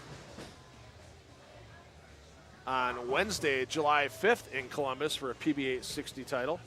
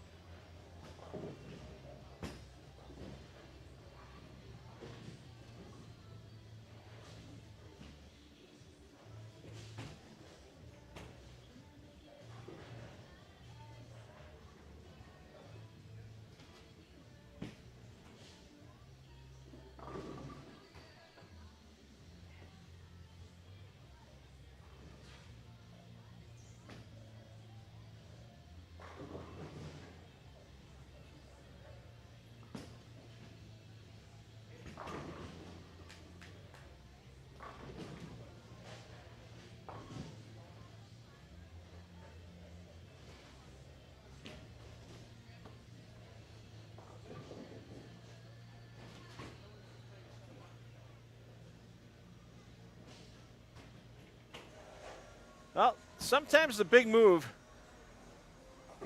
down the center here, and yikes, open frame for Cowell. It's not a huge difference in a lot of cases going from the high side to the low side here at Bolero, at least in my experience here. Of course, my experience is just the meager little tournament bowler and lots of leagues. Bowled league here for 20 plus years before injury in the pandemic kind of gave me the double whammy on stopping the kegling in person. Always enjoy watching it, however. And I've watched a lot of it so far through this PBA LBC National Championship. And you know, it seems that the ball, when you move from the high end to the low end, there's more play on the low end down here, mainly because the bar area is in front. There's behind the lanes here on the low part. I shouldn't say the low end, obviously. We're on an L, but this is the low end of the long part of the 48 lane side. And it seems to just have a little smoother ball motion. Guys think the ball is going to move, and girls think the ball is going to move a little bit more on the back end like it was in the high end, and it actually gets a little friction in the fronts and loses a little back end. My experience, and it's also my experience as a left-hander, so don't take it for Bible or anything. My favorite employee here at Bolero is working at Bolero Wauwatosa, Jazz. She is a sweetheart. She does a lot of stuff with the Peterson. If you ever bowl the Peterson here, Jazz is pretty much the on-site tournament manager, and be nice to her because, all of a sudden maybe you get a 3-bagger or a 4-bagger. Maybe your lane doesn't break down till the 5th or 6th one. Who knows? Not saying that it's going to break down, but it is the Peterson. I saw a rack last week that one of the players put up. I can't remember who it was. I think it was Paul Smith put it up on his Facebook page. It was 10 pins that were set by the machine. You could have driven a truck between the 1 and the 2. It was like a student body right. It was like most of the rack, like 6 pins of the rack were right of the head pin, and 4 pins were left of the 1-5 spot. Other than that, it was split up pretty big. So I don't know how many pins he got on that first ball, but he was on a string of strikes, and that happened.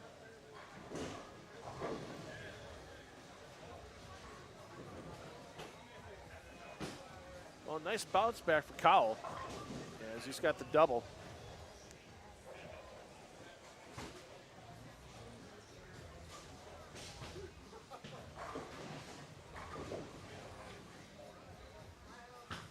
Through the bounce back double in the 5th and 6th. I'm going to see if we can locate our hot hands from earlier with Hill and Purchase. Hill's going to finish up game 4 with 227. So still in contention. He's got 958 for his first 4. It's going to take a couple 270 games to get in the lead, or 216 to 300. So can it happen? Sure, we've seen him shoot 279 already today. So that could happen. And I don't know where Purchase is standing right now. Purchase, he's going to be stepping up his 7th frame on a double, but he's got open in the 4th. So Purchase is still, he's going to have a tough time getting into that 950 range. So we might not see any changes on the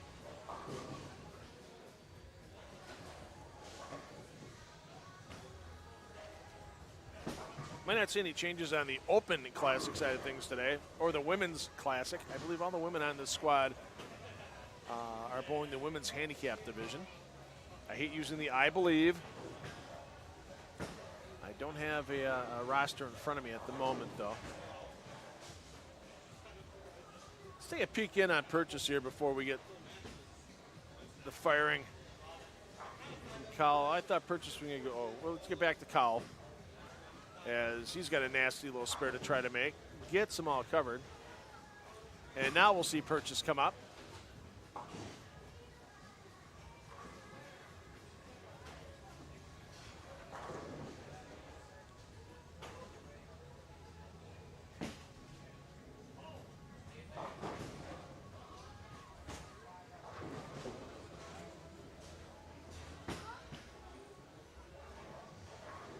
There's Purchase. Boy, he's playing the high hard one.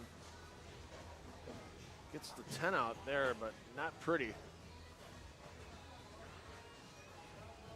This game for Purchase.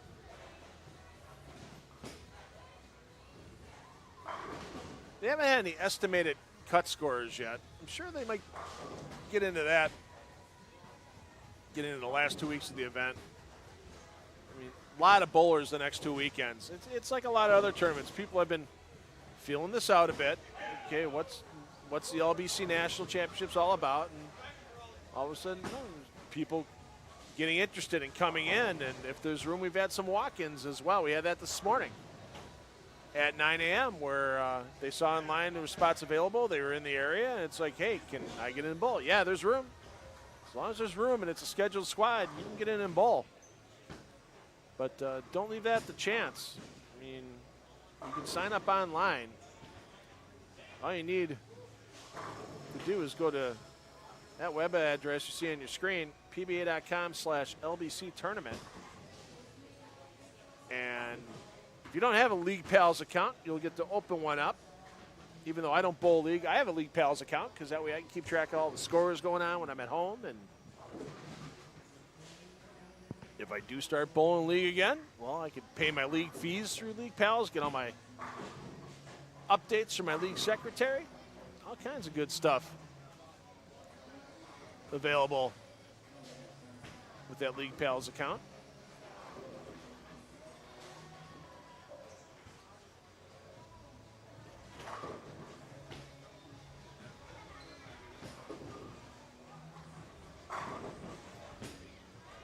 Let's get back to Cowell. As you're going to see him coming in to the left side of your screen trying to make a 10-pin. Pretty weak 10. Just none too happy with the result at the pocket. And he wants to push, and yikes. And that's where 130 over can go away pretty quickly because now he's looking at a 200 max, and that's what getting all of them in the 9th and 10th. And it's not stamina, and it's not, losing steam for a lot of these senior players, but it just seems to be that the transition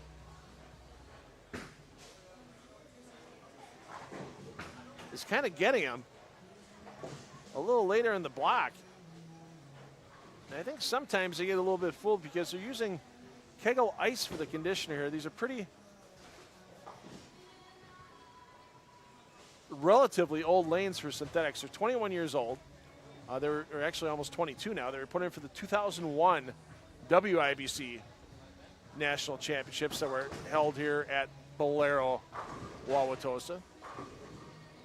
And lots of open play, lots of high friction. People go, well, it's the bowling balls. It's all the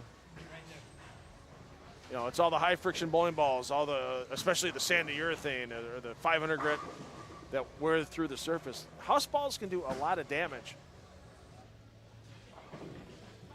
to a lane surface because house balls, they get chipped, they get cracks, they get gouges, and they can get a lot of imperfections driven into that lane surface when they're rolled. So don't think a house ball can't do any damage to a lane or help get early friction on a lane surface, because a house ball is just as guilty of it, especially with these urethane house balls nowadays, as any other bowling balls. So we mentioned before, making that turn from the high end to the low end, you get a little different ball reaction. It's not a lot, at least in my experience. But it's enough for if you're not looking for what your ball is doing in the front part of the lane, or you don't have that second set of eyes that like a teammate might be watching going, hey, that one seemed to roll up a little early. Now, we've had a lot of players say, too, that they've made moves and they've gotten fooled by right-handers moving left to try to get around early roll and such, where actually they could have bumped a little right and just firmed up the speed, and there's still enough in the mid part of the lane with the ice oil that they still get the ball to hold, turn over, and kick tens. So, I mean, a prime example. Go back to a couple Sundays ago, and on the YouTube feeds, I don't remember the pairs that Kindig bowled, but Derek Kindig, man, watch the 6 games he bowled, and watch the subtle adjustments he made, and watch sometimes where the moves he made, watch his ball reaction, were moving right and firming up the speed. It doesn't happen very often. I'm sure A.J. Johnson's just wrapping up that lesson he had with someone, so we'll get him back in the booth here. We'll talk about that with, how, you can ask him, how often does he have to move right on tour? And from what he's seen so far this weekend, is moving right possibly the better move for some of these players. So Kyle can get the 190, make it now, 179, yikes, and that's going to get back to that minus 100 range. Let's get a look in at Purchase as he's trying to finish off strong. There's the 10, and he was begging the whole way.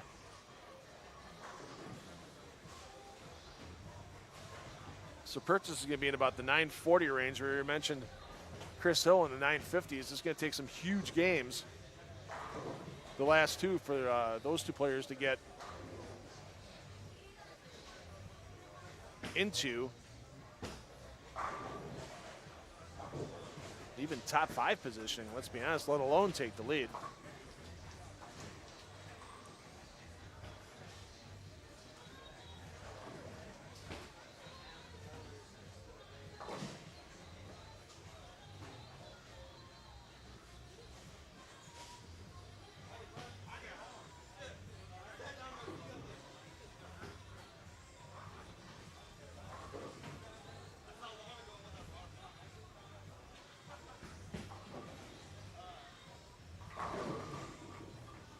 So we're going to let Purchase finish here, and then we're going to give you a small audio intermission.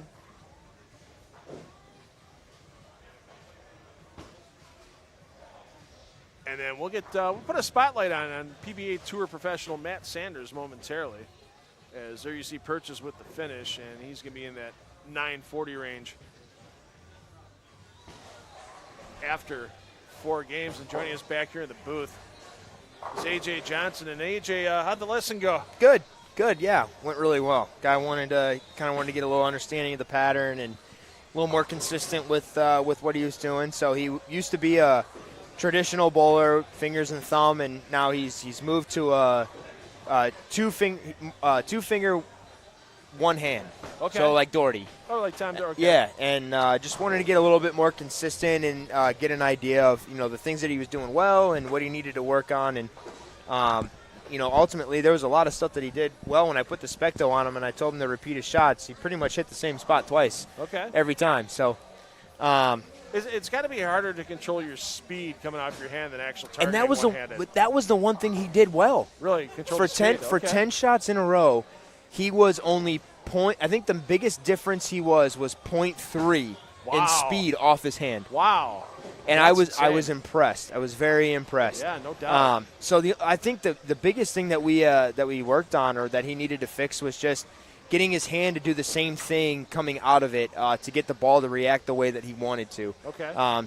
By making that transition, his hand kind of comes off of it a little bit too flat and doesn't get a lot of motion down lane. So we're just trying to get him into a spot that he felt comfortable with his release to get his hand to kind of wrap around it and get it to make a little bit more motion down lane for him. Nice. Because there's a lot of the things that he did really well. His laydown point was, I think, at most a half a board away from when he started. His break point was a little off, but that was also because of the release, with him being a little flatter sometimes, catching it around it, little not knowing or trying to overcorrect in trying to throw the same shot. So there was a lot of things that he did well, but just to fix a couple of minute things, and then the last 3 or 4 shots, I think he split the 8-9 4 out of 5. So nice. Yeah, it was good.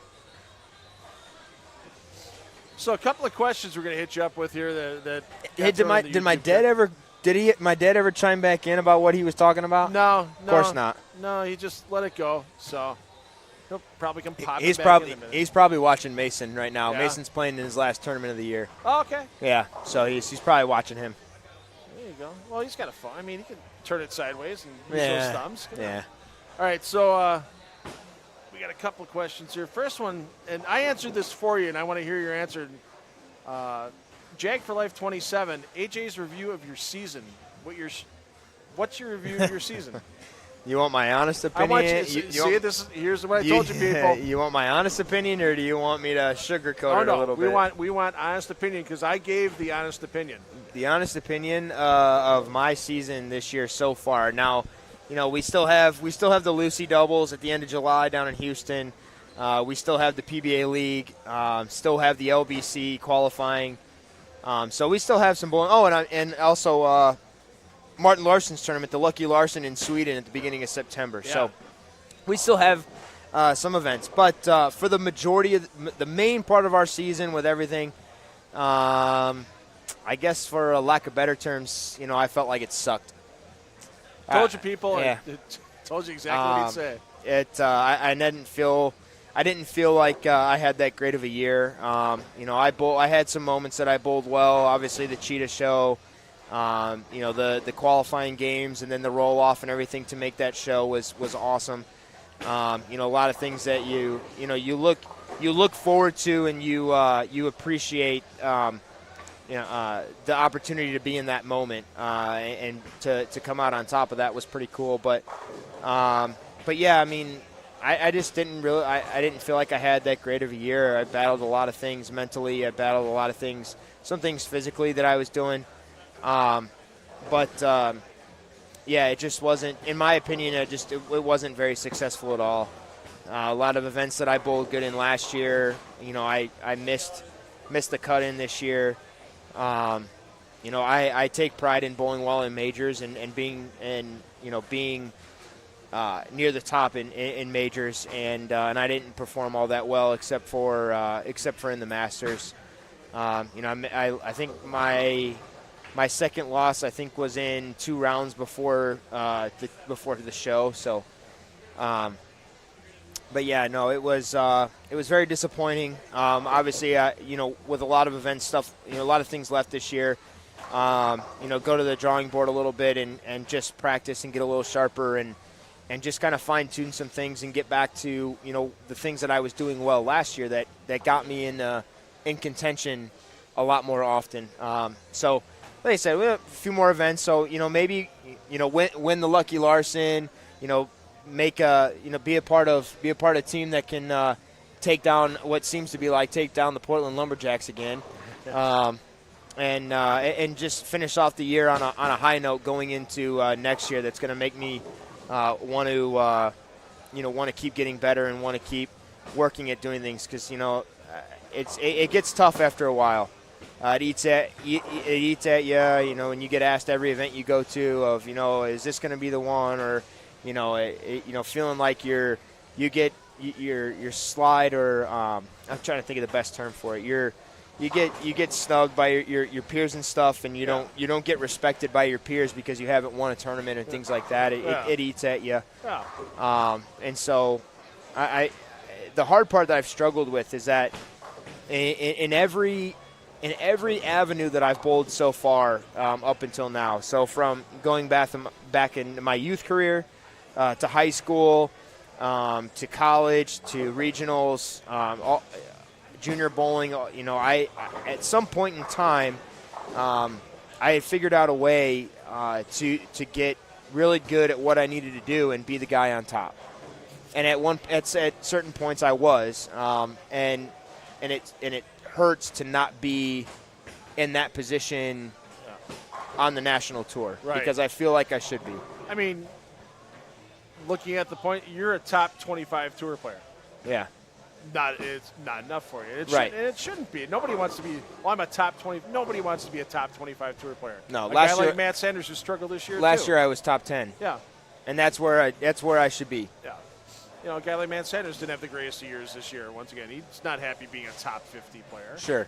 It's better than he was in 2022, but he's a guy that's going to keep fighting and getting better and do what he can. So, yeah, it's the one thing that you guys, he should. He gets to bowl the TFC. I don't. Yeah, that's a valid point.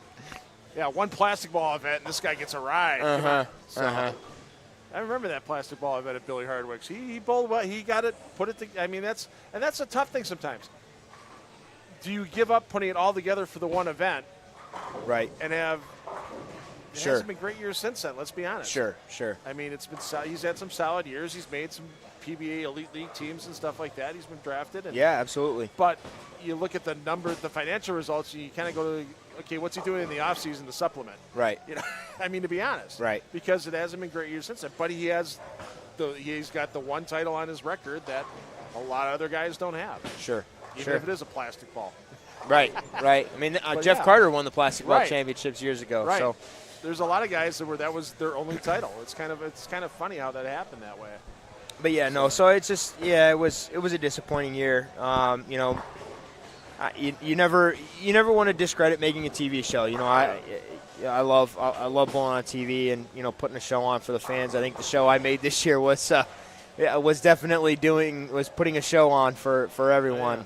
But But no, I'm just looking to try and find that trying to find that love again and find that the fun part of this game and enjoying it, because it had gotten to a point this year where I wasn't, and there was a point where I had fun playing this game and playing this sport. I had fun showing up and feeling like every time I walked into a bowling center, I had a chance to win. Yeah. And it just got to a point where I lost that fun. I wasn't having fun. Oh, I saw some of your Twitter posts that were out there, and it was easy to tell that. And if you're not enjoying something, it's hard to want to keep working harder at it, because especially when you feel like you do a lot and you put a lot of the time in, you put the work in, and you're doing it constantly. Making the trips to go and work with who I need to work with, and all those things, and not seeing results, it wears on you a little bit. Yeah. So we're just going to keep pushing through it. We're going to keep trying to find ways to get better and ways to fight through that and find that love again, and hopefully get a couple events at the end of the year this year that'll make next season even better. Well, who's your partner for the Lucy this time around? Aaron McCarthy. Aaron again. Listen, I am not getting rid of. You're good. Yeah, no worries. You're good. Listen, Aaron McCarthy. I will not get rid of her as a partner. Right. Unless there's a special circumstance, or until she says, "Hey, you're not cutting it, man. Get out of here." 2019, I was there at the Lucy. Yeah. And that's the closest finish they've ever had. There were 4 teams within 20 pins going in the position round. And you and Aaron both had a great chance to get up in the 10th frame and make something happen, and it didn't happen. No. And it was 9 pins was the final difference, or yep. 9 or 9. It was less than 20 pins that let Kyle Sherman and Amanda Green escape with the title. Yep. And that one, I know that one was pretty painful for you. I don't think you moved off the settee area. I was packing up and you were still there. Yeah. Yeah. that one was tough to take. That was. And especially in an event that means a lot to Aaron and I, and an event that we bowl really well together. And I think that's a big part of it too, is having a partnership that you work well together, you communicate well together. You're not afraid to bounce ideas off of one another and suggest something to the person. And when one person isn't bowling that great, the other one is. And Aaron and I have that. We bowl really well together. We enjoy that event, and I think our worst finish in that event is 7th. Yeah, you guys are constantly match play. Yeah, constantly a match play. We bowl well in those team settings. I love team bowling. I've had a lot of really successful events bowling well in the PBA League and Team USA and back in college. I love team bowling. It's a lot of fun for me. So. Aaron, please don't get rid of me. I don't think. Not with that record, she won't. There's no doubt. A couple of questions. A couple of people have missed it early. We'll bring it up again. Why not? Because that's been the big story this week with the new urethane rules and that type of thing. Sure. They asked everybody. So what do I think? The pros are going to do what they're going to do. You can give them 80 hardness urethane balls, and they're still going to find a way to score with them if the availability is there to score. Right. If not, they're going to make some type of equipment adjustments. The two-handers have done it. Look at Belmo. They took away the thumb hole that he can't use anymore because there's no weight hole. Right. And he could have double thumbed back in the day and changed those balls tremendously. Yep. Compared to everybody else, and he's still winning. Yep. That's a prime example of it right there. Same thing. Tom Doherty won a world championship after ball rules got changed. Yep. No thumb, okay, can't do that. Fine, I'll win a world championship. No hole, yeah, absolutely. They're going to find a way around it, and the manufacturers, this didn't blindside them. I know Brunswick sent the letter out. I think it was within like 3 hours. They knew this stuff was coming because the PBA has been open and transparent about it. I would have to think that there was conversations going on, after our season was finished, of what their plan was and what they wanted to do, and all that. Right. Obviously, as the players and what we know, we obviously know what's told to us when everyone else finds out. So, but yeah, I'm sure there was some conversations had and discussions on what to do. And then I think in the press release and in the article, they listed out all of the different avenues that they thought about going through in the process of how they determined to get to the rule change that they made. Right. There was a lot of different scenarios that they talked about, and I commend them very much by being being so transparent in all the findings and in all of the different scenarios that they contemplated, that they discussed, and trying to figure out the best route to go about it. So they could have just came out with the rule and said, "Hey, look, here's the rule. This is what we're going with. Figure it out." But no, they decided to. They gave everyone the information. They gave everyone all of the avenues, all the ways that they went about it, all the findings that they found, and all the testings, and all of the, all the different things. So, and at the end of the day, as athletes, we have to adjust. We've got to, figure out a way to score with it when we can. And the guys that want to throw it, the guys that think that they've got a way to score with it, will do so. Yeah, absolutely. There's going to be there'll be some differences, and there's going to be some, I think the biggest part of it too is not being able to throw bowling balls prior to August 1st of 2022. I mean, that's a big difference. Yeah. I mean, there's a few balls that I kept in my bag for a while that were made a while back that I like and still have used, that I'm not going to be able to throw next year. So we'll find a way to figure it out. It's our job. And the ball companies, are already working on things like that. And it's Sure. not just, even though it's only affecting the PBA Tour, it's going to trickle down to the guys that bowl league. And I saw a whole bunch of pro shop guys. They're just, everybody settle down. It's just the tour. Right. That's the thing is you read a lot of comments from people that are, they're complaining about it with them, and the guys that just bowl leagues and stuff like that. It doesn't affect them. This is only on the PBA Tour. Yeah. The PBA, it's the national tour, the regional tour, and the senior tour. Yeah. That's the only thing that's affecting. Yeah. It's not going to affect your leagues. It's not going to affect your local 8-game sweeper. It's not going to affect any of that stuff. Right. USBC competitions, when we bowl the U.S. Open and the Masters, I'm pretty certain it's still going to be operating under the same rules as they have been. They have their little differences from the PBA rules. Sure. Yeah, absolutely. So it's not going to be it's not going to be the full-time thing, but for all PBA competition, that's what it is. It's only for the PBA stuff. It's not for your leagues or anything like that. So I don't think it needs to be a huge concern to everyone that is in the bowling community across the world, unless you're bowling in PBA competition. See, another question in there. Somebody they can't wait to get here and bowl this PBA LBC. It's going to be fun. Absolutely. What would you, watching everybody out here, what would be the first ball out of your bag? And somebody asked the new motive stuff that everybody was seeing from Bowl Expo. Would it be one of those pieces of equipment that might be out of your bag first when you bowl the LBC on the 17th of July? Sure.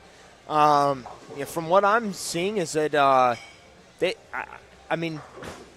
in the part of the lane that I like to play as, there's going to be Black Venom is going to be one out of my bag. The Primal Shock. So Black Venom and Primal Shock are two of our probably biggest releases of the new releases of this year that have been used the most out of anyone and the most anticipated. I watched a couple guys earlier today that were throwing the Primal, and it looked great. One guy had the front 6 or 7 with it, ended up shooting 279. So, and that's another thing too, is that this building likes symmetrical balls. We've noticed that when we bowled the World Series here, and then just watching and being here today. The symmetrical balls going down the lane have rolled a lot better than the ASIMs. So Primal Shock, Venom Shock. I may get in. The Black Venom is an ASIM, but it doesn't flare a whole lot. It doesn't have a big intermediate diff, so it's a lot more controllable of an ASIM. It doesn't read the friction as hard as most ASIMs do. So yeah, maybe a coral, maybe it's just gonna all depend. It'd be nice to throw some practice shots. Maybe if I'm close by and can come down and use the practice lanes they have with Spectel and kind of get a feel for it a little bit. Yeah, they're open to anybody. I mean, you can even if you get here on a Friday night, they'll have those lanes prepared with the tournament pattern, and Specto is free to use along with your bowling on the tournament pattern. So make sure if you don't have the app on your phone before you get here, you can load it up when you get here, and see how good you actually are. Compare yourself to the pros. Yeah, it's great. That Specto app to be able to see everything. Launch speed, entry speed, entry angle. Your launch angles, where you're hitting where you're laying it down, where you're hitting at the break point, where you're hitting at the arrows. I mean, it shows you all the data of where your ball is traveling, so man, I really thought I felt that one good, and it didn't do something that you liked, or it did something that you didn't like. You can come back and you can look at the Specto, the graph, and see where it kind of went array and where you thought it was versus where it actually was, and it's a big help. Was the first time you worked with Specto, was it like a Team USA thing at the training center, or did you get to work with it before that? Yeah, I think it was when they first rolled out with it. They obviously installed it at the training center down in Texas, and we got to utilize it quite frequently down there. And then, as the years have transpired, a lot of bowling centers near me have put it in their bowling center to be able to use, and so it's a great tool. Absolutely great tool. Yeah, it doesn't lie. I No. mean, your eyes can fool you on occasion, that type of thing. The only thing I will say to not necessarily pay attention to when it comes to Specto is the rev rate side. Okay. Because it doesn't quite calculate rev rate that well. It's all based on like what kind of bowling ball you're throwing. So if you throw like something shiny and bright colored, it'll read your rev rate a little higher than if you're throwing something duller and dark. It won't read it as high. Okay. Like I think down in the training center, I threw a plastic ball down the middle of the lane. Thank you, sir. That is a happy man after a lesson right there. You can see that smile on his face. There you go. You heard it. Best. I appreciate that. AJ will be passing out business cards at the end of the squad. But I threw a plastic ball down the middle of the lane on Specto one time, and it gave me my rev rate at 850. Oh, jeez. Yeah. Yeah, that's a little impossible, I think the proper term would be. Yes. Yeah, so Chris Hill, who was making a run for a while. Chris is hanging in there. He's still got a chance to get out to 259 this game, but he's going to need perfection in the last game in order to get out there. Nate Purchase has been struggling a bit, too. Nate will be just starting his fifth game coming up shortly. So some of the pairs, once again, a little tricky. This bowling center is tricky pair to pair. Yeah. It is. And it's subtle. It's not these giant things, because I was mentioning before, I remember tournaments here, at least on the left side, coming down from the high side to the low side, you get a little earlier read and you wouldn't get as much back end, and it could get tricky, and then you try to bump in a little bit, and then you couldn't get around the corner, and then you start placking corner pins. Yep. So it can get, sometimes your best move is a parallel move back out to the outside a bit. Yeah, so it's just, paying attention to kind of who you follow, what they're doing, and, obviously the higher end of the building, the lower end of the building plays different. Generally, the middle of the house here down in the 30s and low 40s it's usually really good. Same thing with the higher 50s, low 60s down on the higher end. Those part of the lanes play pretty good. You get a little bit more motion down lane. The way low end tends to hook a little sooner, get a little lazier down lane. And then there's a lot of differences between like 47 and 48, 49 and 50, and 51 and 52. Those pairs are a treat. I used to threaten them when I bowled league here. I used to threaten the old manager, Roy Brent. I go, Roy, if you ever come in on a Thursday morning after my Wednesday night league and it looks like somebody poured gasoline on 47 and 8 and lit that fire, it wasn't me. Hated that pair. Pete Weber, I know. Yes, Pete Weber, about one of the worst pairs he's ever bowled on. He will tell you it's 47 and 48 here. Yep. I think he had a 124 game in a Masters match play set one time. Oh. Yeah. Scotty Thompson asking, were you ever with Storm Bowling Company? Yeah, I remember back in the day. Even when we showed a clip of you before while you were giving that lesson of the Sean Yoden. Oh, back yeah. when you were just a young pup. Oh, yeah. And you had the Storm jersey on that. Yep. And when you were in the Masters finals in 2015. I was with Storm from my junior year of college all the way up until 2018, through 2018. I was a part of Storm. Yeah. And there's been so much, and then consolidation in the bowling industry. Ebonite got bought by Brunswick right around that. 2019, I was a part of Ebonite Products when they were still out of Kentucky. Yeah. And then at the end of 2019 was obviously when, the special times in the industry and the buyout, and at the beginning of 2020, I became a part of Motive, and I've been a part of them ever since. Yeah, Motive's an interesting company that just doesn't get enough attention. They don't get enough attention, I think, because they really don't draw attention to themselves. You've got quality pros like yourself and EJ and Andrew Anderson, Smallwood. Yeah, I mean, Dick Allen. Right. I mean, it's just, but they're always there. There's always somebody with a Motive jersey on a show, or 2 or 3 of them in match play rounds. They definitely, they definitely work hard behind the scenes in trying to figure out, what they need to do better with bowling equipment and things for us. I can't say enough great things about the Wilbur family, Scott Hewitt, and all the stuff that they do for us. They're always looking for feedback. They're always wanting to hear from the players. And one thing that I've always told a lot of people is that they're big on quality over quantity. And what I mean by that is when we have new releases and we have new bowling balls that are coming out, is they wait until they know that they've got it right for all types of players. Okay. Not just us tour guys, but all the way down, to the average league bowler that just bowls once a week, or the high school bowler, the college bowler, in any avenue, they get the bowling ball, they get it right to where they want it to be, and where they feel like it's going to be beneficial for all types of players before they release it. Okay. I think when we were coming out with the blue tank, I think they went through something like 17 test runs. Oh wow! Before we finally determined one to release. Okay. And they do that with everything, and they're not afraid to. One guy was like, "Hey, I thought it would maybe do this. All right, well, let's run a test run and see if we get it right." And they do such a great job at that. And I think COVID actually helped Motive. When they were able to shut down, the R&D team, a part of Motive, were able to start. They were able to kind of fiddick around with ways to come up with better shiny covers. Okay. And that's when they started to do the tricolor. So I don't know if you remember, but up until after 2020, Motive all their bowling balls were two colors. Yeah.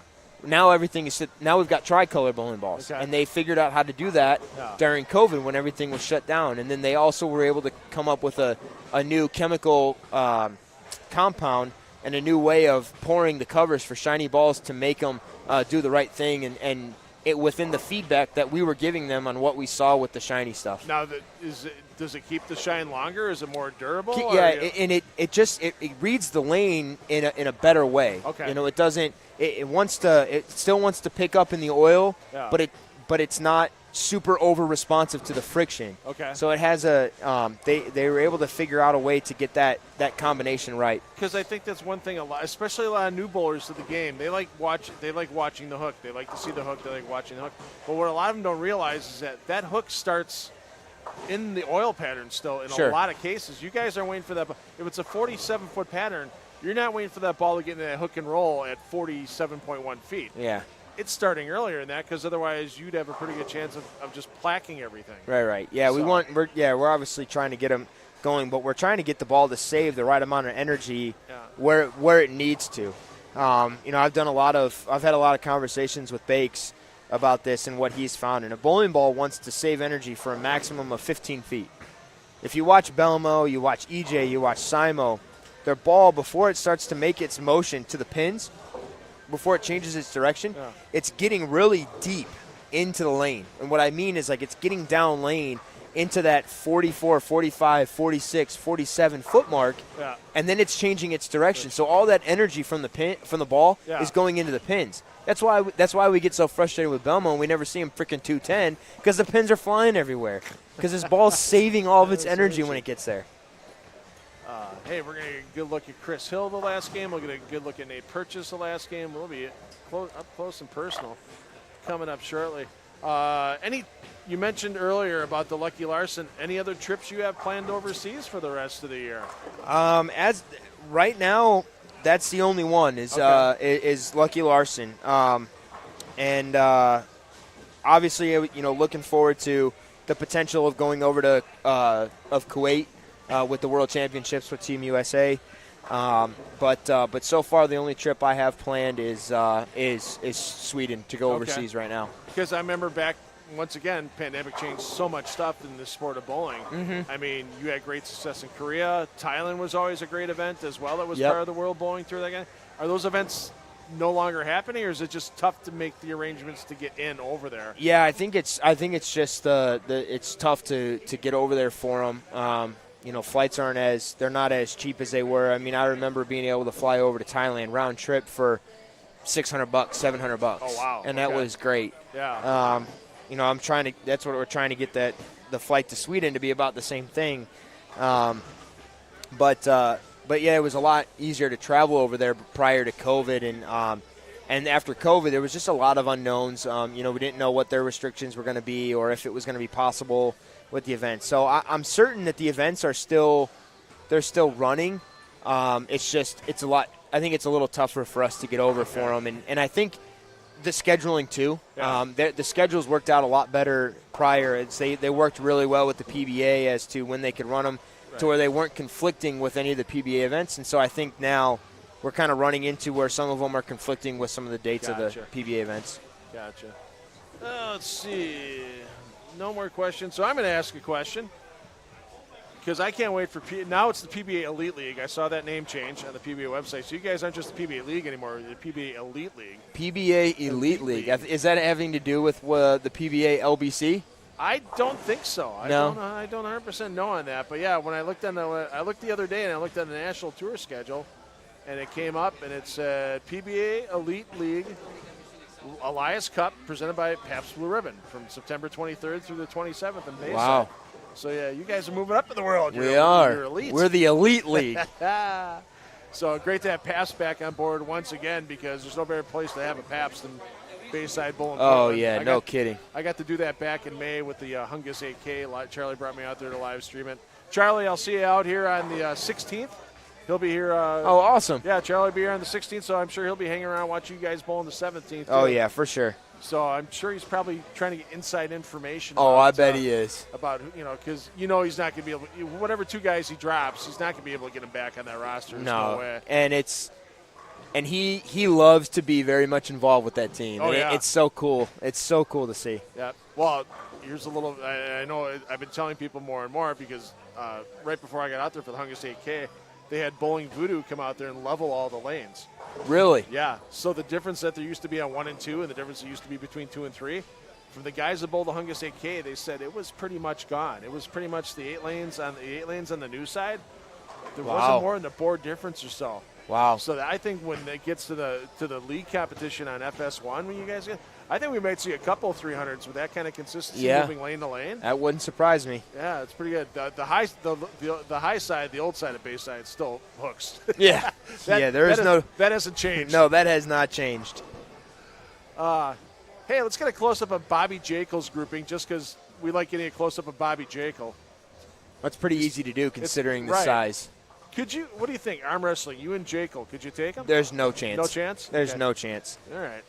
I actually, when he still lived in Illinois and he would come and bowl league with us, I would actually, if I was like a little sore, one day, or if I kind of had a headache, I would go up to Bobby and ask him if he could just grab me by the back of the neck and just squeeze on the side, like your neck muscles area, because his grip strength, it's unmatched.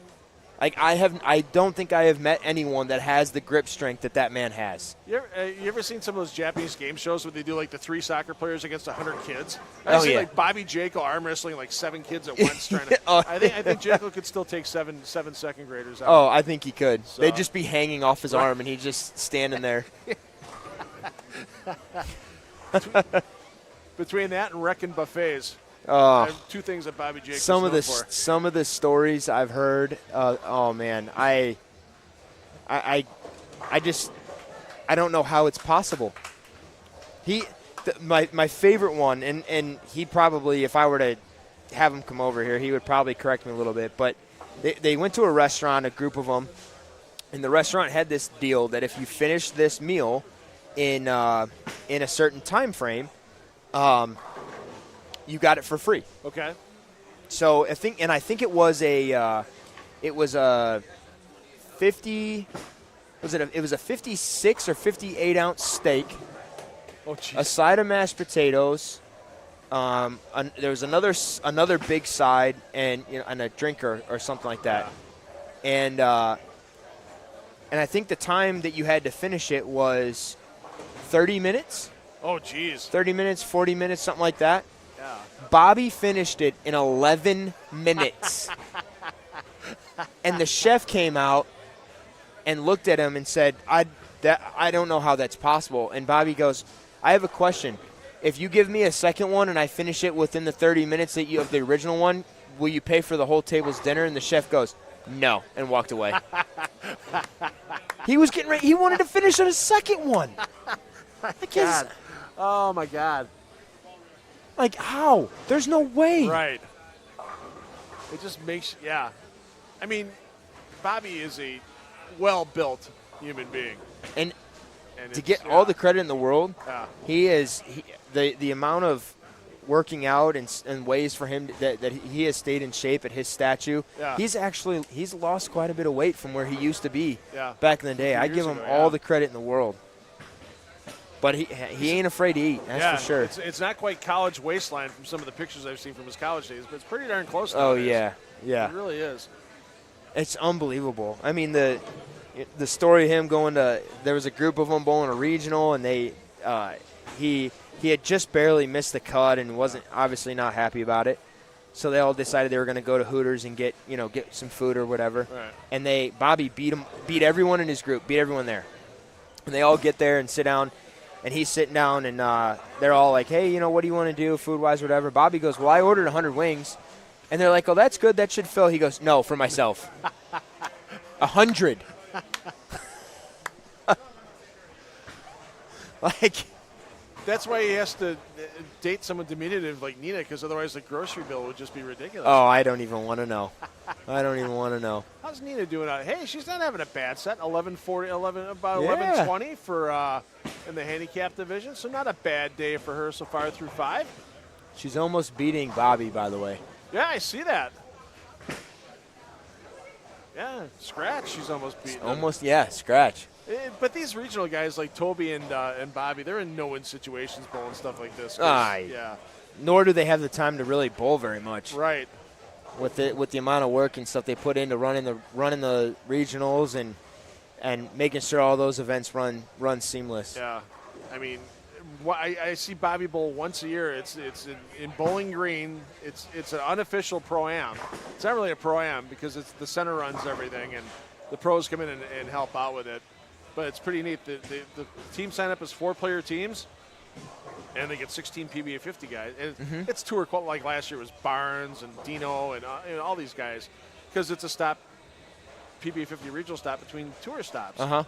And so these guys come in, and then they do an auction for the players. Like Chris Barnes, I think, went for like $600. So it's another $150 a player these 4 guys paid above and beyond that. So all that money gets added in the prize fund. That's awesome. And then the top finishing teams, they bowl 16 games of Bakers, and then that's the total. And then the top finishing teams split the money 5 ways. So I think Tom Carter finished second last year, and he said he got $350. Wow. So with the team he finished with. 2 things. Not too bad. Yeah, it's a fun pro-am for two reasons. One, it's fun because you get to see the pros in a little bit of a different element because their scores matter and they're part of the team and all that. The other thing is you usually get to see a shirtless Guppy Troop. So, jeez. It's always fun to see a shirtless Guppy Troop. I can only imagine. Guppy wears a sweater under his shirt. I bet.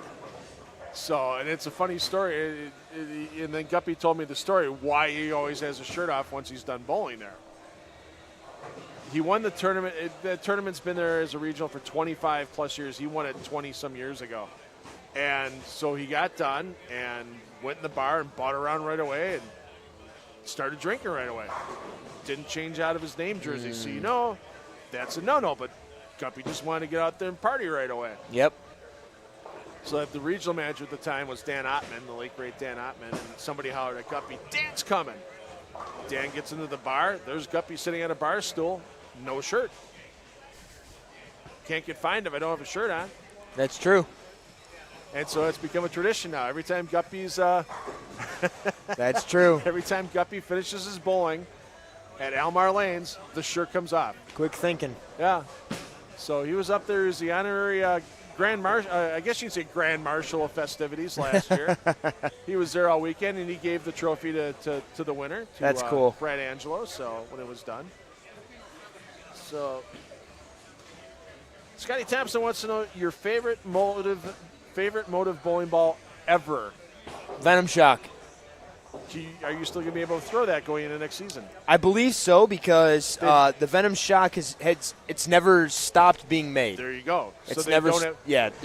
There's no there's no issue with that because it's been made this whole time.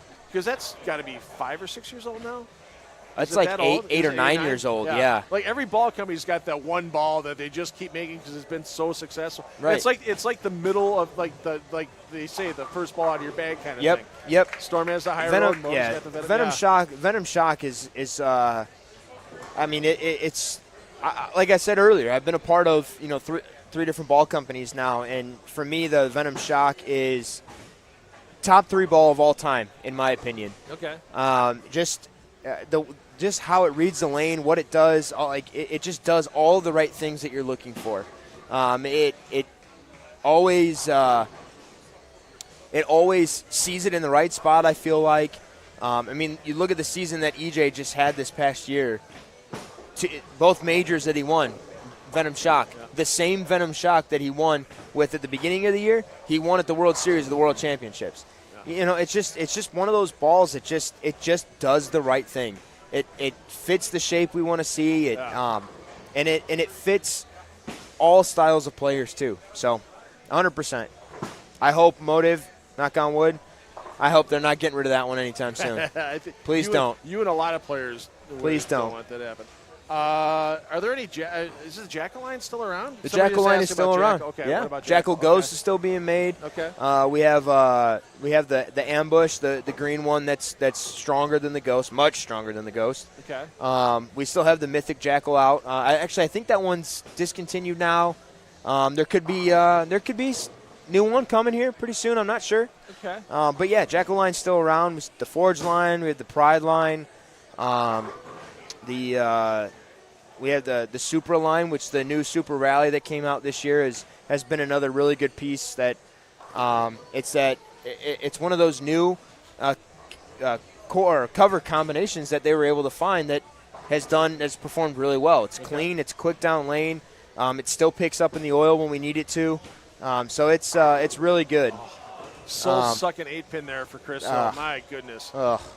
Not at an opportune time either. No. He's trying to get in the top 5, and that's going to pretty much keep him out of it. That's rough. Yeah. That's rough. So Bobby Jekyll's got a Peterson squad tomorrow. Toby Contreras got a Peterson squad tomorrow. Have you bowled the Peterson? I have. I really enjoy bowling it because for me, it's fun because it's not bowling. Yeah. I love it. But there was a couple of stories that I heard this year that it didn't really sit well with me. I was talking with Danielle McEwen and her boyfriend. They bowled last week. Yeah, me and my girlfriend Allie went to dinner with them after they bowled here. Yeah. And they were describing what was happening over at the Peterson, and Justin is his name. Is that he was on a couple strings of strikes, and they needed to have a spare respot, or they needed to have a rack respot because they didn't have a full set of pins. Yeah. And they went down there to go set the pins up, and they put 12 pins on the deck, and none of them made a rack. I saw the picture. Yeah. And then when he shot the first one, he got 8. Yeah. And they needed to have 8, and they were close together. I think it was like a 6-10 or something like that. And when the rack swept it all away, they needed to have the pin spot up, and they told them what pins it was. Right. When they went down there to set up, she was like, "Oh, just set up the 7-10. It's fine." And they're like, "No, that's not what I left." Yeah. They're like, and their reasoning for it was, "Oh, well, there's no rules over here. We can do whatever we want." I'm like, I don't think that's right. Yeah, but, I'd looking at it a little further if that was the case, because yeah, that sounds a little carried away. I mean, the usual Pearson stuff, yeah, like I've seen them shut down the entire side at once. Yeah. Like it was a brand new squad that bowled, and they got like halfway through the third game, and all of a sudden, all the like they shut the machines off, and then all the lights went out for a second. Yep. They turned the lights on, and they go, "Oh, we found what's wrong. You guys haven't been to the peat often enough, or something." You know, everybody got a good laugh out yeah, kind of thing.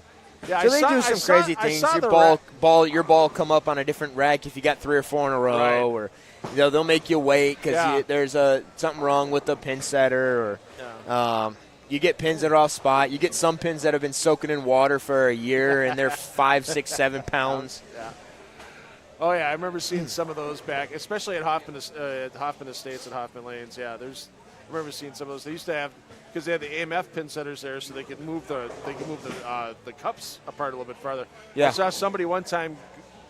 She left the 2, 3, 4 3 times in a row. She went between the 2 and the 3. Oh, because the 2 and the 3 were set so wide because they can move the pin cups around. So that's brutal. But it was the same way for everybody. But yeah, she did it 3 times in a row on the 2 lanes. That's brutal. I think the women's high game that year was like 201 or something wow. like that. Yeah, like the pair was just brutal for everybody. And like the guys' high game was like 240. Wow. Which, if you think, usually you see somebody shoot a 250 or 260 at the oh peak, yeah, that kind of thing. But yeah, it was 240. Yeah, high game was like 238 or something, close to 240. Hey, here's a good question in the chat from KK. I just bowled on strings yesterday. What's your opinion about the string pins? Oh, I've been asked this quite a bit lately. To be fully transparent, I don't think string pins have a place in competitive bowling. At the elite level, at the PBA level, I don't think they have a place whatsoever. Now, for recreational centers and centers that don't host PBA tournaments or any competition like that, I think it makes sense from a maintenance standpoint. Right. You don't have to worry about having somebody in the back at all times. Somebody going down there to just untangle some strings. They seem to last a little bit longer, not having to worry about malfunctions and things like that. So for centers that don't host PBA events where PBA competitions are going to be at, I think it does make sense for maintenance reasons and cut cost downs and things like that. But I don't think string pins have a place at the elite level. That's PBA competition, that Team USA competition, things like that. Okay. Because I know there's been a tournament in Florida that Pat Sinello ran, because Pat with Cubic AMF, obviously, they're well invested in string pins. Oh, yeah. He had that some strings attached tournament. If you had the chance to bowl something like that, would you do it? Because everybody's on them at the same time. Yeah, kind of sure. Okay. I actually thought about going down there when it was ran the first time to bowl it because I was like, well, this is wild. This is new. Like I hadn't seen anything like it before. So I thought about maybe going down and trying it. They put a lot of money into it. It paid pretty decent to win. Good, yeah. So I thought about it, but the couple times that I've bowled on it a little bit. I mean, man, it's wild. Like some of the hits you get, like. You got to be so high flush to get them to strike. I bowled at B3 where down in Arizona. Mike Calderon's place. Oh, yeah. He has string pins. Man, every time the times I've come in there to bowl, he just sits back and laughs at me when I get the 6-pin and just lay off in the gutter and not touch the 10. But I've also bowled a little bit. We did some testing on it at Team USA camp. They were doing a lot of testing on it and wanted some of us to come over and bowl just to see how the pins would react, to see if we'd notice anything different. And I didn't, as far as the ball going through the pins on a strike ball, I didn't notice a ton, but spare shots, other way around. So on strike shots, I noticed, you get a little bit flatter, the 6-pin laying off in the gutter, so you really had to be a little bit more precise at how you were going through the pocket, which may – as far as scoring pace at the elite level, maybe you try. I don't know. Yeah. But shooting spares, like I could wrap the head pin around the 10-pin. But there were some splits where the strings would kind of bounce off and go and knock over ones. And I think what they were trying to test is they were trying to come up with a way of what to do with the strings to get the pins to fall and react like more naturally. More naturally, like free falling pins. Yeah. So it was interesting to see. So we'll see what happens with it. I don't know, but like I said, I don't think it has a place at the elite level. Because I remember my wife's company had a birthday party at a place with whirly ball. You're familiar with whirly ball? Sure. Okay. So the one here locally in the Milwaukee area has 8 lanes of string pins on one, 4 flow on another, and so we just took house balls and house shoes and stuff. I made a 710. Yeah.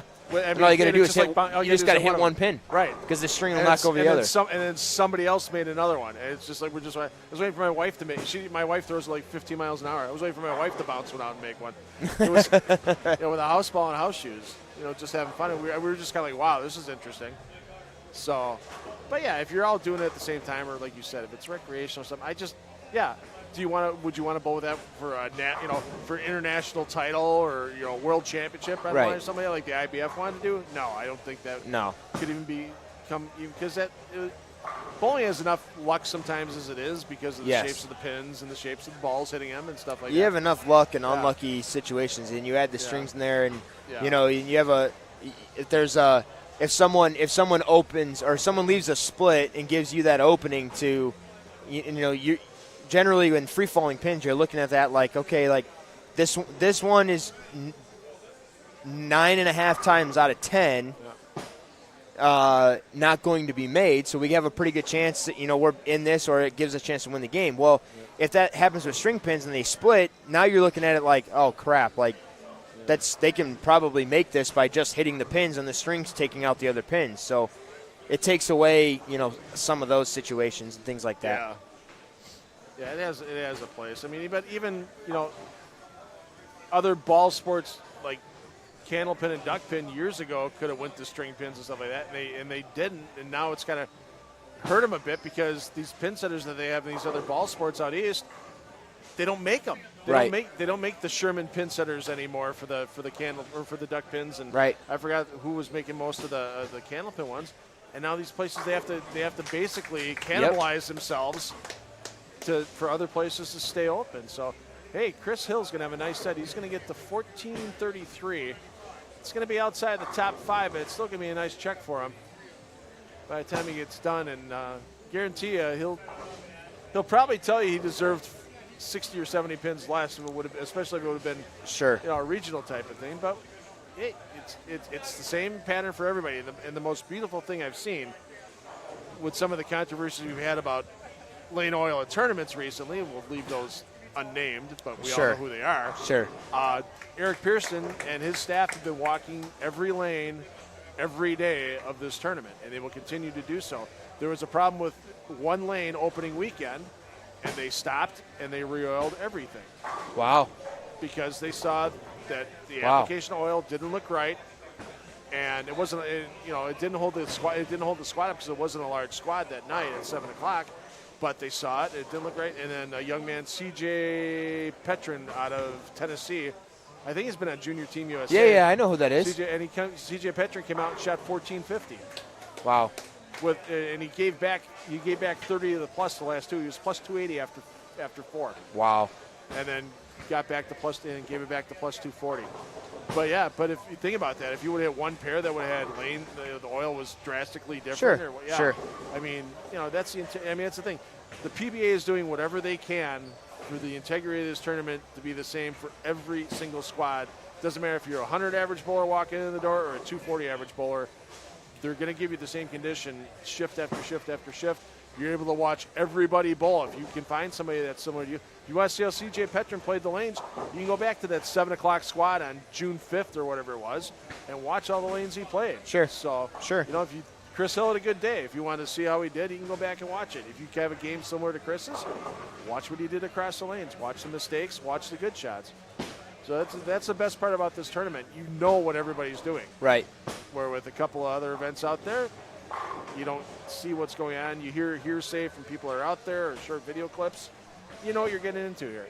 Yeah. So, and you know what you can travel with for bowling balls. And, you get to bring your 6. And Have you made your 6 in mind just from watching this? Do you have ideas already? Is that a thing? Do we only get 6? You only get 6. You only get 6. You have the same rules that all these other contestants have during the entire run of the event. We only get 6 balls for our thing. So I haven't determined yet, but I have a pretty good idea. Okay. A Venom Shock is definitely going to be in the bag. A Primal Shock will be in the bag.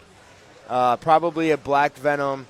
And then after those 3, and my spare ball. So those 4, I'm just going to make a guess after that. I'm going to probably have something shiny. I'll probably drill a fresh Supra Rally. And then on the other side of it, maybe I might have a Jackal Ghost in the bag or maybe a Coral Venom. We'll see. Okay. But so we got Nate Purchase here. You've run into Nate a few times on the regional circuit. And, yeah. Some PT. Well, you would obviously be in the PTQs, but you've seen Nate in the PTQs a few times. I've seen him. Yeah, bowling some events. He bowled really well in Lockport. He somehow came away with that win. Yeah. That was a wild finish. That was crazy. Yeah, if you haven't seen that yet, I put a clip of it on my 10 on the Deck Productions page on YouTube, and it was on the PBA Midwest and PBA Central regional pages as well. Yeah, that 9th and 10th frame was just absolutely insane. Yep. And you don't usually win it on the bench after the guys punch the first one in the 10th. Yeah, that was But the crazy part is he throws the first. He splits the 8-9 on the first one, and the second one, all he needed to do was just get 7. Yeah, he needed 7. Yeah, and make it. And he big forward. Yeah. What we bowled on was, it wasn't easy. No. It took. I was the number after the 32. After qualifying for the cut at plus 29, I think. Yeah. So it wasn't super easy of a shot, but if you got the lane set up, following the right people or using some of the guys throwing urethane and kind of dragging them down, you can make them pretty scoreable. Yeah. And watching you guys. But to be fair, he threw the first one, and he got amped up, and he was yelling at him, and he said something, whatever. I don't know, and then I think he just kind of rushed into that second one. He did, because I was kind of joking around that he was being real deliberate before he was getting up for his shots on to kind of slow things down. You could have. If you wanted to, you probably could have called the clock on him, and sure, Toby would have had to write a fine slip or 2 when it was done. But he was up in 10 seconds. Yeah. You got to do the to, same thing. Your pre-shot routine is your pre-shot routine, and you got to know the situation. Look up at the scoreboard, know what you need, and treat it as if it's the second ball of the game. Yeah. You gotta be able to, even if you need count, just be able to throw a shot. Throw one online and do the same thing pre-shot wise over and over to finish off the game. Yeah, Corey Hirsch is going to be another one of those young stars just out of college that if he keeps wanting to get himself through on regionals and maybe take that shot at the tour in the future, he could be another one of those young stars that comes up and comer, no doubt. So now after, obviously, with the Lucy and then PBA League, you've got the trip to Sweden planned as well. Are any regionals possibly on the radar for you, or not a lot because it's going to conflict? I know there's a couple that conflict with. There's some do. I bowled the one League, in Minnesota. I bowled Lockport. I bowled the one in Minnesota. Outside of that, I don't know of many other ones Lucy. that I can. Yeah, Lucy. Maybe Coldwater. Coldwater is super regional. Yeah. Super regional. So maybe Coldwater. That's $10,000 on top. Yeah. So. Yeah. So that one, it's right before. It's the weekend right before I go to Team USA camp. Okay. So. Nothing will get you ready for frustration and everything else than getting Coldwater. Yeah. No kidding. No kidding. I might just go down there to spectate. I know it's being covered by Bowl TV, but I might just go down there just to spectate, because to watch the range of emotions players go through in 8 games down there. That is different as pair one to of pair. the toughest 16-lane centers you will ever bowl at. I wonder what pattern they're putting out there this season. I'm not sure. Oh, let's take a peek here on the old PBA regional website. Survey says. Oh, they're going to put Chameleon out. Oh, jeez. 39 feet in that center? Yeah. Oh, my Lord. There you go. Sweet. Enjoy, everybody. They'll be served, yeah. I mean, it's kind of funny, as a joke a couple of years back when I was doing the stuff with Extra Frame and Flow, the omelets there, the food there at Playmore Lanes is phenomenal. Coldwater. Yeah. So I made the joke about the omelet award because for somebody to get 8 games across that house and hit 200 every game is near impossible. Sure. And there was, I don't think anybody did it last year again. Oh, I can tell you one person I know that's done it. I know for sure once, if not multiple times. It's Chris Vi. Every time we go to Coldwater, Chris Vi bowls incredible. Yeah, I know he's won there in the past. I believe he won there before he was a member. Yeah, regional. Yeah, it was just a regional. So yeah, he won that before he was a member. I know Devin Bidwell did it the first year I goofed around about it was 2018, and Bidwell did it because I was talking to Rick and Linus Hardings, and they go, I can remember like one time, and it was on, or like one time somebody did it was on Cheetah. They had Cheetah out there. So, hi Nate. Hi. What did you end up with? Wow, yeah, that's going to be outside the top 10. He'll still get a check. Yeah. But we're not here for checks. No, we're here for the Duke. That's what we're here for. Did you rub Duke's head for luck today? I did. I touched the trophy, but I don't know if I actually did that. I'm waiting until we bowl our squad. There's a clip that is supposed to be released to the PBA LBC website in the next day or two where we had Norm. Norm was explaining you have to rub the head for luck. So I do that every morning when I get here. I've had no problem with the live streaming since I started. So every morning I see that trophy, and the first thing I do at 6 a.m. on a Saturday or rub the head. Nah. Rub the Duke for luck. So it's going to be weird in Portland this year with Norm there and not throwing a ball. Not throwing a ball, I know. So weird. It is. I was very fortunate that I got to stay. I stayed after that day to watch Norm bowl his final shots. That'd be so cool. And it was really cool what Portland did for him. Wes making that spare and letting Norm throw the final shot of the whole tournament, and he did it. And he did exactly what Norm would do: split the 8-9. Norm couldn't carry crap that entire game. He was flat 10ing that entire match. The whole time. He couldn't buy a strike in that match. And he gets up there to throw that very last shot, and he splits the 8-9. Yeah. And he hasn't thrown a ball since. No. Well, he threw the opening ball. He threw opening day. He threw one ball. He threw the old Joe Bowler ball, but the Norm ball. And then you said the over/under was 7.5. He got 8. He didn't think he was going to get that many. So. And street shoes, and he had a ball with him. So I don't know if he left it here after World Series a couple of years ago or what, but probably. Yeah. Or Tom Clark probably had it. Tom Clark probably had it and brought it for him. Yeah. I would love to see Tom's memorabilia collection. There's got to be a ton. I'm sure. So all right? Speaking of which, what's the coolest piece of bowling memorabilia you own that's not yours? I mean that you have from someone else. Oh, man. I'm trying to think now. You're making me think. Yeah. We got time. We got half a game here. Sport bowling memorabilia that's not mine. Yeah.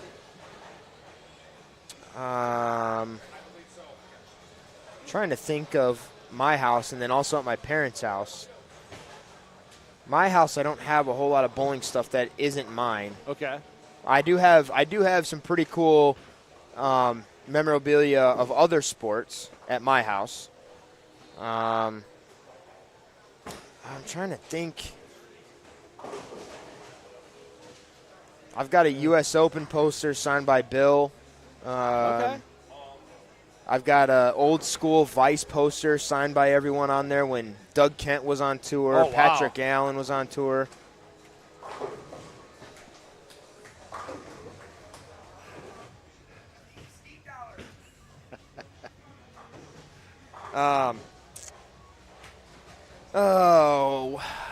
I want to. God, I think my dad has got to have some articles and things of old school days of when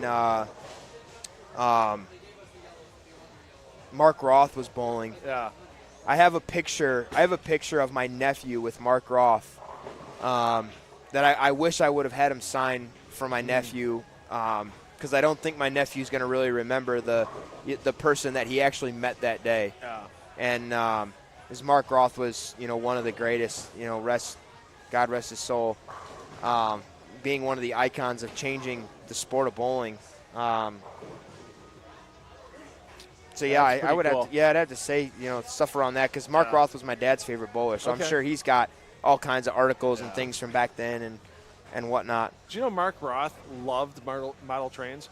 Model trains? Model trains. He loved model trains. I got to talk to him one time when the Roth Holman doubles was in Columbus in 2018. I mean, it was shortly before the last time I saw him before he passed, and we were waiting for position round.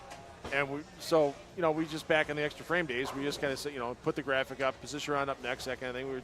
And Mark and I were talking off air, and we talked model trains for 15 minutes because my dad's a big model train guy too. Wow. And Mark had a nice layout and stuff like that. And we were talking model trains. So that's cool. Loved his model trains. Absolutely loved them. So that's awesome. I wish I would have gotten him I would have gotten like a Lionel, not a Lionel, but like a whatever. Like an HO scale, somebody or other. Something, and just had to autograph it or something like that. That would have been kind of cool. Yeah. So got to talk. I mean, so that was pretty cool to talk to him about that.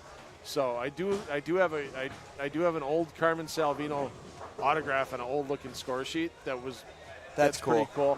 But this year, if you look at down lane, everybody that's watching us on the live stream, if you look down there, you see the dark.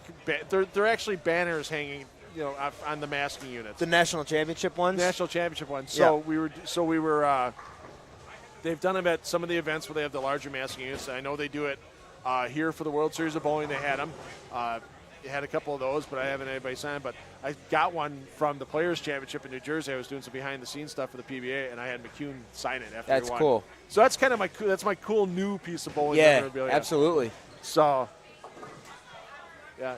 So it was fun having Kevin in here last week, and just one of those stories where, his life could have been so different if it wasn't for playing baseball when it was 30 degrees outside, and injuring his shoulder. Oh, where he could have been, playing college baseball, and who knows if it would develop further and stuff like that instead of falling back on bowling and now being a major champion.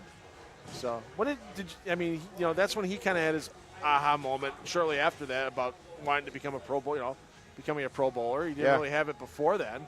What was your aha moment when you kind of knew I could be a pro bowler? I mean, this could be really. I mean, I could be really successful in this sport for a long time. I've had a few of those moments. One in high school when I set the 3-game scoring record in high school, and at the time it was nationwide. But I think it's still upheld in the state of Illinois. I think it got beat somewhere in the country. But when I was a senior, I set the record. I shot .857. Wow. For 3 games. So there was one, and then in college, I had some good years in college. I was Player of the Year my junior year. I was All-American all 4 years. All that great stuff. But I bowled a regional when I think I was a sophomore, and it was the first regional that I had ever bowled. Okay. And I had to sign the waiver. I can't take the money, the scholarship money or whatever. Yeah. And it was at St. Clair Bowl, which is where we would practice some days. Back up until my senior year, we never really practiced at St. Clair. We practiced at Bel Air Bowl in Belleville, Illinois. But we bowled there enough at St. Clair, so I kind of knew the place. I'm like, well, yeah, I get to stay in my college room and my college dorm and bowl a regional? Sure, why not? Yeah. And it was right after Tom Hess had won the Masters. Okay. So I'm bowling against Tom Hess. Pete Weber is bowling in his first senior regional side. Yeah. And I led from start to finish and won my first regional as a non-member, a sophomore in college. Yeah. And I was like, wow, I just beat a guy that just won the Masters. Yeah. Pete's bowling over there, and then there was other guys that had bowled in there too. I think McCune bowled. I think there was a few other players that I remember. and then my senior year of college when I made the Masters TV show, I won every match in the bracket, was undefeated, bowled Jason Belmonte for the 1-2 seed, beat him to get the 1 seed, and then bowled him for the title, and making that first show as a senior in college, and it stung with how well I bowled that week, but they hand you the check and you get to go back to college. Yeah. You get to go back to your senior year. Yeah. A few less student loans. And Right. Not many people knew it. After that TV show was over with, I had to get in the car, drive to my house, and then get in the car again and drive back down to school because I had class at 8 a.m. Monday morning. You had 9 hours to go from there. Yeah. Easily. So, but that was kind of – those moments for me were like, I think I can make this a career and fare pretty well in this sport. Was that your first Masters, or had you bowled the Masters before that? I bowled 1 Masters prior to that. Okay. Yep. I bowled 1 U.S. Open and 1 Masters prior to that Masters TV show, and I was able to bowl those events being a part of Team USA. I bowled the U.S. Open when it was in Columbus, Ohio, in the 3 different centers. Yep. And I made match play. I qualified in 3rd, and I think I ended up finishing 16th. And then there was another I bowled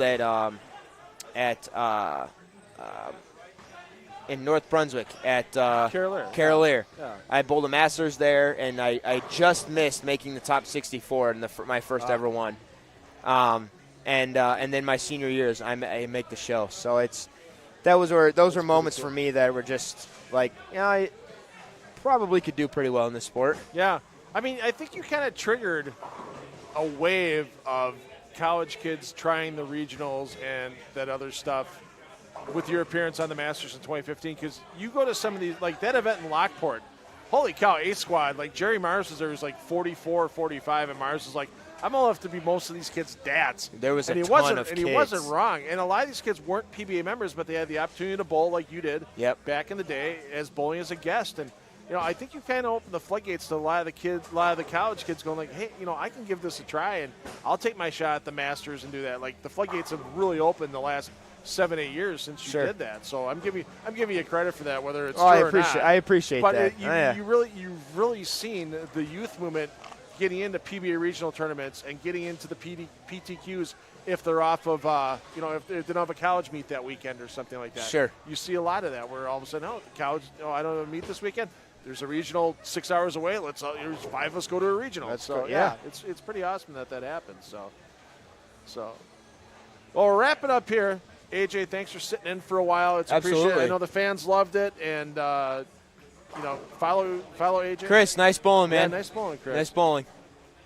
Follow AJ as the rest of the season goes along. Follow him at the Lucy. Watch him on Bowl TV when he's on a couple of weekends. Absolutely. Like I said, I don't know if we have any more viewers that weren't in here when I first was in, but I said it earlier.